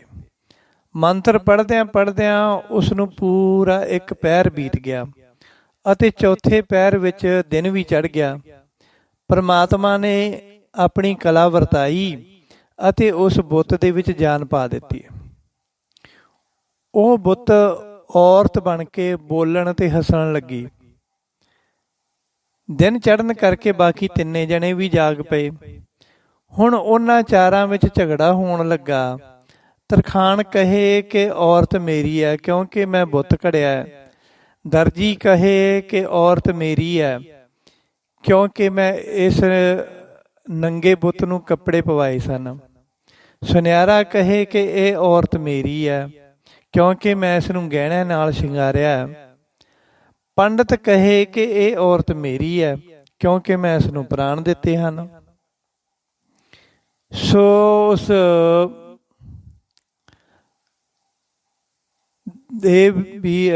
ਉਸ ਵੀਰ ਨੇ ਆਖਿਆ ਕਿ ਹੇ ਰਾਜਾ ਬਿਕਰਮਾਜੀਤ, ਹੁਣ ਤੂੰ ਦੱਸ ਕਿ ਇਹ ਔਰਤ ਕਿਸ ਨੂੰ ਮਿਲਣੀ ਚਾਹੀਦੀ ਹੈ। ਰਾਜੇ ਬਿਕਰਮਾਜੀਤ ਨੇ ਝੱਟ ਹੀ ਆਖਿਆ ਕਿ ਇਹ ਔਰਤ ਪੰਡਤ ਨੂੰ ਮਿਲਣੀ ਚਾਹੀਦੀ ਹੈ ਕਿਉਂਕਿ ਪੰਡਤ ਨੇ ਉਸ ਨੂੰ ਪ੍ਰਾਣ ਦਿੱਤੇ ਹਨ, ਨਹੀਂ ਤਾਂ ਪ੍ਰਾਣਾਂ ਤੋਂ ਬਿਨਾਂ ਬੁੱਤ ਕਿਸ ਕੰਮ ਦਾ। ਇਹ ਸੁਣ ਕੇ ਅਣਬੋਲਾ ਰਾਣੀ ਕੋਲੋਂ ਰਿਹਾ ਨਾ ਗਿਆ ਅਤੇ ਉਹ ਗੁੱਸੇ ਵਿੱਚ ਬੋਲੀ, ਹੇ ਮਤਹੀਣ ਰਾਜਾ, ਉਹ ਔਰਤ ਸੁਨਿਆਰੇ ਨੂੰ ਮਿਲਣੀ ਚਾਹੀਦੀ ਆ ਕਿਉਂਕਿ ਲੱਕੜੀ ਨੂੰ ਸ਼ਕਲ ਦੇਣ ਵਾਲਾ ਮਾਂ ਰੂਪ ਬ੍ਰਹਮਾ ਹੁੰਦਾ। ਜਿਵੇਂ ਮਾਂ ਚੰਗਾ ਤੇ ਤਾਕਤ ਵਾਲਾ ਭੋਜਨ ਖਾ ਕੇ ਆਪਣੇ ਪੇਟ ਵਿਚਲੇ ਬੱਚੇ ਦੀ ਸਰੀਰਕ ਕਿਰਿਆ ਬਣਾਉਂਦੀ ਹੈ ਅਤੇ ਮਾਂ ਦੇ ਪੇਟ ਵਿੱਚ ਹੀ ਸਾਰੇ ਸਰੀਰ ਦੇ ਅੰਗਾਂ ਦੀ ਬਣਾਵਟ ਬਣਦੀ ਹੈ, ਇਸ ਹਿਸਾਬ ਨਾਲ ਉਹ ਤਰਖਾਣ ਮਾਂ ਰੂਪ ਹੋਇਆ। ਉਹ ਲੜਕੀ ਦਰਜੀ ਨੂੰ ਵੀ ਨਹੀਂ ਮਿਲ ਸਕਦੀ ਕਿਉਂਕਿ ਦਰਜੀ ਉਸ ਦਾ ਭਾਈ ਰੂਪ ਹੋਇਆ। ਭਰਾ ਆਪਣੀ ਭੈਣ ਦੀ ਪੱਤ ਕੱਜਦਾ ਅਤੇ ਉਸ ਦੀ ਇੱਜ਼ਤ ਦਾ ਰਖਵਾਲਾ ਹੁੰਦਾ ਹੈ, ਇਸ ਵਾਸਤੇ ਦਰਜੀ ਉਸ ਦਾ ਭਰਾ ਹੋਇਆ। ਉਹ ਲੜਕੀ ਪੰਡਤ ਨੂੰ ਵੀ ਨਹੀਂ ਮਿਲਣੀ ਚਾਹੀਦੀ ਕਿਉਂਕਿ ਪੰਡਤ ਪ੍ਰਾਣ ਦਾਤਾ ਪਿਤਾ ਰੂਪ ਹੋਇਆ। ਜਿਸ ਤਰ੍ਹਾਂ ਪਿਤਾ ਮਿਹਨਤ ਤੇ ਮੁਸ਼ੱਕਤ ਕਰਕੇ ਆਪਣੇ ਪੁੱਤਰ ਧੀਆਂ ਨੂੰ ਜੀਵਨ ਦਿੰਦਾ ਹੈ, ਇਸ ਵਾਸਤੇ ਪੰਡਤ ਉਸ ਦਾ ਪਿਤਾ ਹੋਇਆ। ਇਹ ਲੜਕੀ ਸੁਨਿਆਰੇ ਨੂੰ ਮਿਲਣੀ ਚਾਹੀਦੀ ਹੈ, ਕਿਉਂਕਿ ਜਿਸ ਤਰ੍ਹਾਂ ਲਾੜਾ ਆਪਣੀ ਦੁਲਹਨ ਨੂੰ ਹਾਰ ਸ਼ਿੰਗਾਰ ਕੇ ਰੱਖਦਾ ਹੈ ਅਤੇ ਉਸ ਦੀਆਂ ਜ਼ਰੂਰਤਾਂ ਦਾ ਧਿਆਨ ਰੱਖਦਾ ਹੈ, ਲਾੜਾ ਆਪਣੀ ਪਤਨੀ ਨੂੰ ਆਪਣੇ ਪਸੰਦੀਦੇ ਗਹਿਣਿਆਂ ਨਾਲ ਸ਼ਿੰਗਾਰਦਾ। ਇਸ ਵਾਸਤੇ ਉਹ ਸੁਨਿਆਰਾ ਉਸ ਦਾ ਪਤੀ ਹੋਇਆ। ਉਹ ਹਮੇਸ਼ਾ ਹੀ ਆਪਣੀ ਇਸਤਰੀ ਨੂੰ ਗਹਿਣਿਆਂ ਨਾਲ ਸਜੀ ਹੋਈ ਦੇਖਣਾ ਚਾਹੁੰਦਾ ਹੈ, ਇਸ ਲਈ ਉਹ ਆਪਣੀ ਪਤਨੀ ਨੂੰ ਕਈ ਤਰ੍ਹਾਂ ਦੇ ਗਹਿਣੇ ਲਿਆ ਕੇ ਦਿੰਦਾ।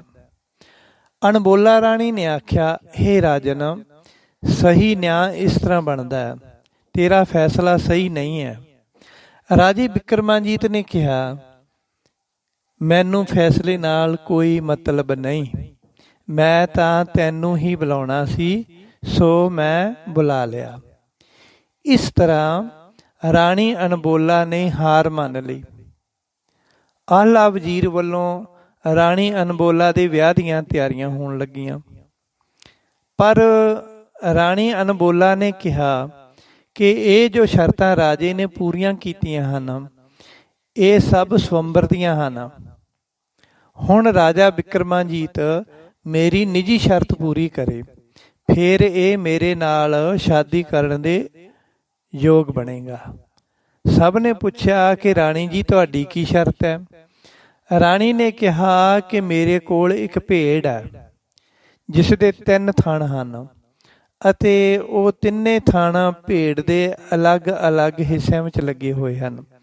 ਜਿਵੇਂ ਉਸ ਭੇਡ ਦੇ ਮੱਥੇ ਉੱਤੇ ਇੱਕ ਥਣ ਹੈ, ਇੱਕ ਥਣ ਉਸ ਦੀ ਪਿੱਠ ਉੱਤੇ ਹੈ ਅਤੇ ਤੀਜਾ ਥਣ ਉਸ ਦੇ ਦੁੱਧ ਵਾਲੇ ਪਘਾਨੇ ਉੱਤੇ ਲੱਗਿਆ ਹੋਇਆ। ਅਗਰ ਰਾਜਾ ਉਸ ਭੇਡ ਦੇ ਤਿੰਨੇ ਥਣਾਂ ਵਿੱਚੋਂ ਇੱਕੋ ਸਮੇਂ ਦੁੱਧ ਕੱਢ ਕੇ ਇੱਕ ਬਰਤਨ ਵਿੱਚ ਪਾਵੇਗਾ ਤਾਂ ਇਹ ਸਵੰਬਰ ਸੰਪੂਰਨ ਮੰਨਿਆ ਜਾਵੇਗਾ ਅਤੇ ਮੈਂ ਉਸ ਨੂੰ ਵਰ ਲਵਾਂਗੀ। ਰਾਜੇ ਬਿਕਰਮਾਜੀਤ ਨੇ ਕਿਹਾ ਕਿ ਮੈਨੂੰ ਇਹ ਸ਼ਰਤ ਮਨਜ਼ੂਰ ਹੈ ਅਤੇ ਇਸੇ ਤਰ੍ਹਾਂ ਹੀ ਕਰਾਂਗਾ। ਫਿਰ ਰਾਣੀ ਅਣਬੋਲਾ ਦੇ ਕਹਿਣ ਉੱਤੇ ਆਹਲਾ ਵਜ਼ੀਰ ਨੇ ਰਾਜੇ ਬਿਕਰਮਾਜੀਤ ਨੂੰ ਇੱਕ ਮਿੱਟੀ ਦਾ ਬਰਤਨ ਦਿੱਤਾ, ਜਿਸ ਦਾ ਮੂੰਹ ਬਹੁਤ ਭੀੜਾ ਸੀ। ਰਾਜੇ ਨੇ ਆਪਣੇ ਦੇਵਗਣ ਵੀਰਾਂ ਨੂੰ ਯਾਦ ਕੀਤਾ ਤਾਂ ਉਹ ਹਾਜ਼ਰ ਹੋ ਗਏ। ਰਾਜੇ ਨੇ ਵੀਰਾਂ ਨੂੰ ਆਪਣੀ ਸਮੱਸਿਆ ਦੱਸੀ ਤਾਂ ਉਹ ਕਹਿਣ ਲੱਗੇ, ਹੇ ਰਾਜਨ, ਤੂੰ ਚਿੰਤਾ ਨਾ ਕਰ, ਸਭ ਠੀਕ ਹੋ ਜਾਵੇਗਾ। ਇਸ ਤਰ੍ਹਾਂ ਦੇ ਨਾਲ ਰਾਣੀ ਅਣਬੋਲਾ ਨੇ 3 ਥਣਾਂ ਵਾਲੀ ਭੇਡ ਸਾਹਮਣੇ ਲਿਆ ਖੜੀ ਕੀਤੀ। ਫਿਰ ਦੇਵਾਂ ਦੇ ਕਹਿਣ ਉੱਤੇ ਰਾਜਾ ਬਿਕਰਮਾਜੀਤ ਨੇ ਆਪਣੇ ਦੋਵਾਂ ਪੈਰਾਂ ਦੇ ਨਾਲ ਭੇਡ ਦੇ ਮੱਥੇ ਵਾਲਾ ਥਣ ਦਬਾਇਆ ਅਤੇ ਫਿਰ ਇੱਕ ਹੱਥ ਨਾਲ ਪਿੱਠ ਅਤੇ ਪਘਾਨੇ ਵਾਲੇ ਥਣ ਨੂੰ ਦਬਾਇਆ। ਫਿਰ ਦੇਵਗਣਾਂ ਨੇ ਗੁੰਝਲਦਾਰ ਅਤੇ ਵਾਵਰੋਲ ਵਾਲੀ ਤੇਜ਼ ਹਵਾ ਚਲਾ ਦਿੱਤੀ। ਰਾਜੇ ਦੇ ਪੈਰਾਂ ਦੇ ਰਾਹੀਂ ਥਣ ਦਬਾਉਣ ਨਾਲ ਤੇ ਇੱਕ ਹੱਥ ਨਾਲ ਇੱਕ ਥਣ ਦਬਾਉਣ ਦੇ ਨਾਲ ਉਹਨਾਂ ਵਿੱਚੋਂ ਦੁੱਧ ਨਿਕਲਣ ਲੱਗਾ। ਤਾਂ ਦੇਵਗਣਾਂ ਨੇ ਗੁੰਝਲਦਾਰ ਤੇ ਵਾਵਰੋਲੇ ਵਾਲੀ ਤੇਜ਼ ਹਵਾ ਚਲਾਈ, ਜਿਸ ਨੂੰ ਅਸੀਂ ਵਾਵਰੋਲਾ ਜਾਂ ਬਵੰਡਰ ਵੀ ਆਖਦੇ ਹਾਂ, ਜਿਸ ਕਰਕੇ ਦੁੱਧ ਦੀਆਂ ਧਾਰਾਂ ਵਾਵਰੋਲੇ ਵਾਲੀ ਹਵਾ ਦੇ ਨਾਲ ਘੁਮਾ ਕੇ ਕੋਲ ਪਏ ਮਿੱਟੀ ਦੇ ਭਾਂਡੇ ਵਿੱਚ ਪੈਣ ਲੱਗੀਆਂ ਅਤੇ ਬਰਤਨ ਦੁੱਧ ਨਾਲ ਭਰ ਗਿਆ। ਇਸ ਤਰ੍ਹਾਂ ਰਾਜੇ ਬਿਕਰਮਾਜੀਤ ਨੇ ਸਾਰੀਆਂ ਸ਼ਰਤਾਂ ਪੂਰੀਆਂ ਕਰ ਲਈਆਂ ਅਤੇ ਰਾਣੀ ਅਣਬੋਲਾ ਨੂੰ ਵਿਆਹ ਕੇ ਆਪਣੇ ਰਾਜ ਭਾਗ ਅਤੇ ਆਪਣੇ ਮਹਿਲਾਂ ਵਿੱਚ ਲੈ ਗਿਆ। ਸੋ ਇਹ ਸੀ ਅਣਬੋਲਾ ਰਾਣੀ ਦੀ ਕਹਾਣੀ। ਸੋ ਪਿਆਰੀ ਸਾਧ ਸੰਗਤ ਜੀ, ਇਹ ਇੱਕ ਕਹਾਣੀ ਹੈ ਜੀਵ ਦੇ ਸੁਧਾਰ ਵਾਸਤੇ ਅਤੇ ਜੀਵ ਨੂੰ ਸੱਚ ਦੇ ਮਾਰਗ ਉੱਤੇ ਤੋਰਨ ਵਾਸਤੇ ਸਮਝਾਈ ਅਤੇ ਸੁਣਾਈ ਗਈ ਹੈ। ਇਹ ਜਿਗਿਆਸੂਆਂ ਵਾਸਤੇ ਪ੍ਰਮਾਣਿਕ ਤੇ ਭਾਵ ਅਰਥ ਹੈ। ਵਿਦਵਾਨ, ਗਿਆਨੀ ਅਤੇ ਸੰਤ ਮਹਾਂਪੁਰਖ ਅਨੇਕਾਂ ਪ੍ਰਕਾਰ ਦੇ ਪ੍ਰਮਾਣ ਦੇ ਕੇ ਸਾਨੂੰ ਸਮਝਾਉਂਦੇ ਹਨ। ਸਾਡੇ ਸਤਿਗੁਰਾਂ ਨੇ ਵੀ ਗੁਰਬਾਣੀ ਵਿੱਚ ਇਤਿਹਾਸਕ ਅਤੇ ਮਿਥਿਹਾਸਕ ਪ੍ਰਮਾਣ ਦੇ ਕੇ ਸਾਨੂੰ ਕਈ ਤਰੀਕਿਆਂ ਨਾਲ ਸਮਝਾਉਣਾ ਕੀਤਾ ਹੈ। ਜਿਵੇਂ ਸਤਿਗੁਰਾਂ ਜੀ ਦੀ ਬਾਣੀ ਦਾ ਫਰਮਾਨ ਹੈ ਵਾਰਾਂ ਤੇ ਵਧੀਕ ਦਾ। ਗੁਰੂ ਨਾਨਕ ਦੇਵ ਜੀ ਦਾ ਸ਼ਬਦ ਹੈ, ਪੱਬਰ ਤੂੰ ਹਰਿਆਵਲਾ ਕਮਲਾ ਕੰਚਨ ਵੰਨ, ਕਹਿ ਦੋਖੜੈ ਸੜਿਓ ਹੇ ਕਾਲੀ ਹੋਈਆ ਦਿਹੁਰੀ, ਨਾਨਕ ਮੈਂ ਤਨ ਭੰਗ। ਫਿਰ ਅਗਲੀਆਂ ਪੰਗਤੀਆਂ, ਜਾਣਾ ਪਾਣੀ ਨਾ ਲਹਾਂ ਜੈ ਸੇਤੀ ਮੇਰਾ ਸੰਗ, ਜਿਤ ਡਿਠੈ ਤਨ ਪਰਫੜੈ ਚੜ੍ਹੈ ਚਵੱਗਣ ਬਨ। ਇਹ ਚਾਰੇ ਪੰਗਤੀਆਂ ਵਿੱਚ ਦੋ ਪੰਗਤੀਆਂ ਸਵਾਲ ਹਨ ਤੇ ਨੀਚੇ ਵਾਲੀਆਂ ਜਾਣਾ ਪਾਣੀ ਨਾ ਲਹਾਂ ਵਾਲੀਆਂ ਦੋ ਪੰਗਤੀਆਂ ਇਹ ਜਵਾਬ ਹਨ। ਇਹਨਾਂ ਦਾ ਅਰਥ ਇਸ ਪ੍ਰਕਾਰ ਹੈ ਕਿ ਗੁਰੂ ਨਾਨਕ ਦੇਵ ਜੀ ਇੱਕ ਛੱਪੜੀ ਨੂੰ ਆਖਦੇ ਆ। ਗੁਰੂ ਨਾਨਕ ਦੇਵ ਜੀ ਇੱਕ ਛੱਪੜੀ ਨੂੰ ਆਖਦੇ ਆ, ਪੱਬਰ ਤੂੰ ਹਰਿਆਵਲਾ ਕਮਲਾ ਕੰਚਨ ਵੰਨ। ਭਾਵ ਕਿ ਹੇ ਛੱਪੜੀ, ਜਦੋਂ ਮੈਂ ਪਹਿਲਾਂ ਆਇਆ ਸੀ ਇੱਥੇ ਤਾਂ ਤੂੰ ਕਮਲ ਦੇ ਫੁੱਲਾਂ ਦੇ ਨਾਲ ਭਰੀ ਹੋਈ ਸੀ ਅਤੇ ਤੇਰਾ ਆਲਾ ਦੁਆਲਾ ਵੀ ਬੜਾ ਸੁੰਦਰ ਸੀ। ਕਹਿ ਦੋਖੜੈ ਸੜਿਓ ਹੋਏ, ਪਰ ਹੁਣ ਤੈਨੂੰ ਕੀ ਹੋ ਗਿਆ? ਤੈਨੂੰ ਕਿਹੜੀ ਪੀੜ ਅਤੇ ਦੁੱਖ ਨੇ ਸਾੜ ਕੇ ਕਾਲਾ ਸਿਆਹ ਕਰ ਛੱਡਿਆ? ਗੁਰੂ ਨਾਨਕ ਦੇਵ ਜੀ ਨੇ ਛੱਪੜ ਨੂੰ ਇਹ ਸਵਾਲ ਕੀਤਾ ਕਿ ਜਦੋਂ ਮੈਂ ਪਹਿਲਾਂ ਆਇਆ ਸੀ ਉਦੋਂ ਤੂੰ ਹਰਾ ਭਰਾ ਸੀ, ਪਰ ਹੁਣ ਤੂੰ ਸੜ ਕੇ ਸੁੱਕ ਗਿਆ, ਤੇਰੀ ਮਿੱਟੀ ਕਾਲੀ ਹੋ ਗਈ ਆ। ਉਹ ਕਿਹੜਾ ਦੁੱਖ ਹੈ ਜਿਹੜੇ ਦੁੱਖ ਕਰਕੇ ਤੂੰ ਐਂ ਸੜ ਕੇ ਸੁੱਕ ਗਿਆ, ਕਾਲਾ ਹੋ ਗਿਆ ਸੁੱਕ ਕੇ? ਤਾਂ ਫਿਰ ਛੱਪੜ ਨੇ ਕਿਹਾ, ਜਾਣਾ ਪਾਣੀ ਨਾ ਲਹਾਂ ਜੈ ਸੇਤੀ ਮੇਰਾ ਸੰਗ।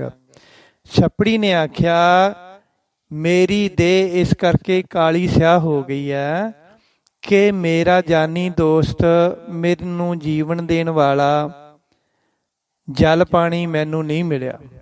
ਮੇਰਾ ਜਾਨੀ ਦੋਸਤ ਤੇ ਮੈਨੂੰ ਜੀਵਨ ਦੇਣ ਵਾਲਾ ਜਲ ਪਾਣੀ ਮੈਨੂੰ ਨਹੀਂ ਮਿਲਿਆ, ਇਸ ਕਰਕੇ ਮੇਰੀ ਜਿਹੜੀ ਦੇਹ ਹੈ ਉਹ ਕਾਲੀ ਸਿਆਹ ਹੋ ਗਈ ਹੈ, ਜਿਸ ਦੇ ਨਾਲ ਮੇਰੀ ਦੇਹ ਅਤੇ ਪ੍ਰਾਣਾ ਵਰਗਾ ਰਿਸ਼ਤਾ, ਇਸ ਜਲ ਦੇ ਨਾਲ ਮੇਰੀ ਦੇਹ ਦਾ ਅਤੇ ਪ੍ਰਾਣਾ ਵਰਗਾ ਰਿਸ਼ਤਾ ਹੈ, ਜਿਸ ਨੂੰ ਦੇਖ ਕੇ ਮੇਰੀ ਦੇਹ ਪ੍ਰਫੁੱਲਤ ਹੁੰਦੀ ਹੈ ਅਤੇ ਮੈਂ ਚਾਰ ਗੁਣਾ ਮੈਨੂੰ ਰੰਗ ਚੜ ਜਾਂਦਾ। ਜਿਵੇਂ ਪੰਗਤੀ ਹੈ ਨਾ, ਜਿਤ ਡਿਠੈ ਤਨ ਪਰ ਫੜੈ ਚੜ੍ਹੈ ਚਵੱਗਣ ਵਨ। ਪਾਣੀ ਦੇ ਮਿਲਣ ਕਰਕੇ ਮੈਂ ਹਰਿਆ ਭਰਿਆ ਰਹਿੰਦਾ ਹਾਂ ਤੇ ਇਸ ਨਾਲ ਮੇਰੇ ਪਾਣੀ ਦੇ ਨਾਲ ਮੇਰਾ ਪ੍ਰਾਣਾ ਵਾਲਾ ਰਿਸ਼ਤਾ ਹੈ ਤੇ ਇਸ ਪਾਣੀ ਦੇ ਮਿਲਣ ਕਰਕੇ ਮੈਂ ਚਾਰ ਗੁਣਾ ਹਰਾ ਭਰਿਆ ਹੋ ਜਾਂਦਾ। ਸੋ ਸਾਧ ਸੰਗਤ ਜੀ, ਹੁਣ ਦੱਸੋ, ਜੇ ਅਸੀਂ ਉਸ ਛੱਪੜ ਨੂੰ ਭਾਲਣ ਤੁਰ ਪਈਏ ਕਿ ਉਹ ਛੱਪੜ ਕਿੱਥੇ ਹੈ ਜਿਸ ਨਾਲ ਗੁਰੂ ਨਾਨਕ ਦੇਵ ਜੀ ਨੇ ਗੱਲਾਂ ਕੀਤੀਆਂ ਹਨ, ਕੀ ਸਾਨੂੰ ਉਹ ਛੱਪੜ ਮਿਲੇਗਾ? ਕਦੀ ਵੀ ਨਹੀਂ ਮਿਲੇਗਾ। ਇਹ ਤਾਂ ਸਿਰਫ ਪ੍ਰਮਾਣ ਦੇ ਕੇ ਨਾਮ ਤੋਂ ਬਿਨਾਂ ਜੀਵ ਦਾ ਅੰਤਰ ਆਤਮਾ ਕਿਸ ਤਰ੍ਹਾਂ ਸੜ ਜਾਂਦਾ ਹੈ, ਇਹ ਤਾਂ ਸਿਰਫ ਪ੍ਰਮਾਣ ਦਿੱਤਾ ਹੈ ਕਿ ਨਾਮ ਤੋਂ ਬਿਨਾਂ ਜੀਵ ਦਾ ਅੰਤਰ ਆਤਮਾ ਕਿਸ ਤਰ੍ਹਾਂ ਸੜ ਜਾਂਦਾ। ਇਸ ਤਰ੍ਹਾਂ ਸੜ ਜਾਂਦਾ ਜਿਸ ਤਰ੍ਹਾਂ ਇੱਕ ਛੱਪੜ ਪਾਣੀ ਤੋਂ ਬਿਨਾਂ ਸੁੱਕ ਕੇ ਕਾਲਾ ਸ਼ਾਹ ਹੋ ਜਾਂਦਾ। ਸੋ ਇਹ ਵੀ ਅਨਮੋਲਾ ਰਾਣੀ ਦਾ ਵੀ ਇੱਕ ਪ੍ਰਮਾਣ ਹੈ ਜੀਵ ਨੂੰ ਸਮਝਾਉਣ ਵਾਸਤੇ। ਦੇਖੋ, ਸਤਿਗੁਰਾਂ ਨੇ ਬਾਣੀ ਦੇ ਵਿੱਚ ਉਤੰਗੀ ਪੈ ਉਹ ਹਰੇਕ ਜਵਾਨ ਇਸਤਰੀ ਦੀ ਗੱਲ ਕੀਤੀ ਹੈ, ਤਾਂ ਮਿਰਗੀ ਪਖੰਤ ਬਦਕ, ਇੱਕ ਸ਼ਿਕਾਰੀ ਨੇ ਮਿਰਗੀ ਨੂੰ ਦੇਖ ਕੇ ਉਹਨੂੰ ਮਾਰਨ ਦੀ ਕੋਸ਼ਿਸ਼ ਕੀਤੀ, ਉਹਦਾ ਪ੍ਰਮਾਣ ਦਿੱਤਾ। ਫਿਰ ਇੱਥੇ ਗੁਰੂ ਜੀ ਨੇ ਇੱਕ ਛੱਪੜੀ ਦਾ ਪ੍ਰਮਾਣ ਦਿੱਤਾ। ਸੋ ਇਸ ਤਰ੍ਹਾਂ ਇਹ ਸਾਰੇ ਪ੍ਰਮਾਣ ਮਿਥਿਹਾਸਕ ਵਾਂਗ ਹਨ, ਅਸਲ ਦੇ ਵਿੱਚ ਨਿੱਜੀ ਸਰੂਪ, ਮਤਲਬ ਇਹ ਅਸਲ ਰੂਪ ਦੇ ਵਿੱਚ ਹੈ ਹੀ ਨਹੀਂ ਹੈ, ਇਹ ਕਿਤੇ ਹੋਇਆ ਹੀ ਨਹੀਂ ਹੈ, ਬਟ ਇੱਕ ਉਦਾਹਰਣ ਹੈ। ਇਸੇ ਤਰ੍ਹਾਂ ਰਾਣੀ ਅਨਮੋਲਾ ਦੀ ਵੀ ਇੱਕ ਉਦਾਹਰਣ ਹੈ ਜੀਵ ਨੂੰ ਸਮਝਾਉਣ ਵਾਸਤੇ। ਸੋ ਇਹ ਇੱਕ ਕਹਾਣੀ ਦੇ ਰੂਪ ਵਿੱਚ ਆਪ ਜੀ ਨੂੰ ਸੁਣਾਈ ਹੈ। ਸੋ ਅਗਲੇ ਪਾਰਟ ਦੇ ਵਿੱਚ ਇਸ ਸਾਰੀ ਕਹਾਣੀ ਦਾ ਸਾਰ ਅੰਸ਼ ਅਤੇ ਅੰਤਰੀ ਭਾਵ-ਅਰਥ ਆਪਾਂ ਭਾਗ 2 ਦੇ ਵਿੱਚ ਸੁਣਾਂਗੇ। ਸੋ ਭਾਗ 2 ਦੇਖਣਾ ਕਦੇ ਵੀ ਨਾ, ਭਾਗ 2 ਨੂੰ ਸੁਣਨਾ ਕਦੇ ਨਾ ਭੁੱਲਿਓ। ਵਾਹਿਗੁਰੂ ਜੀ ਕਾ ਖਾਲਸਾ, ਵਾਹਿਗੁਰੂ ਜੀ ਕੀ ਫਤਿਹ।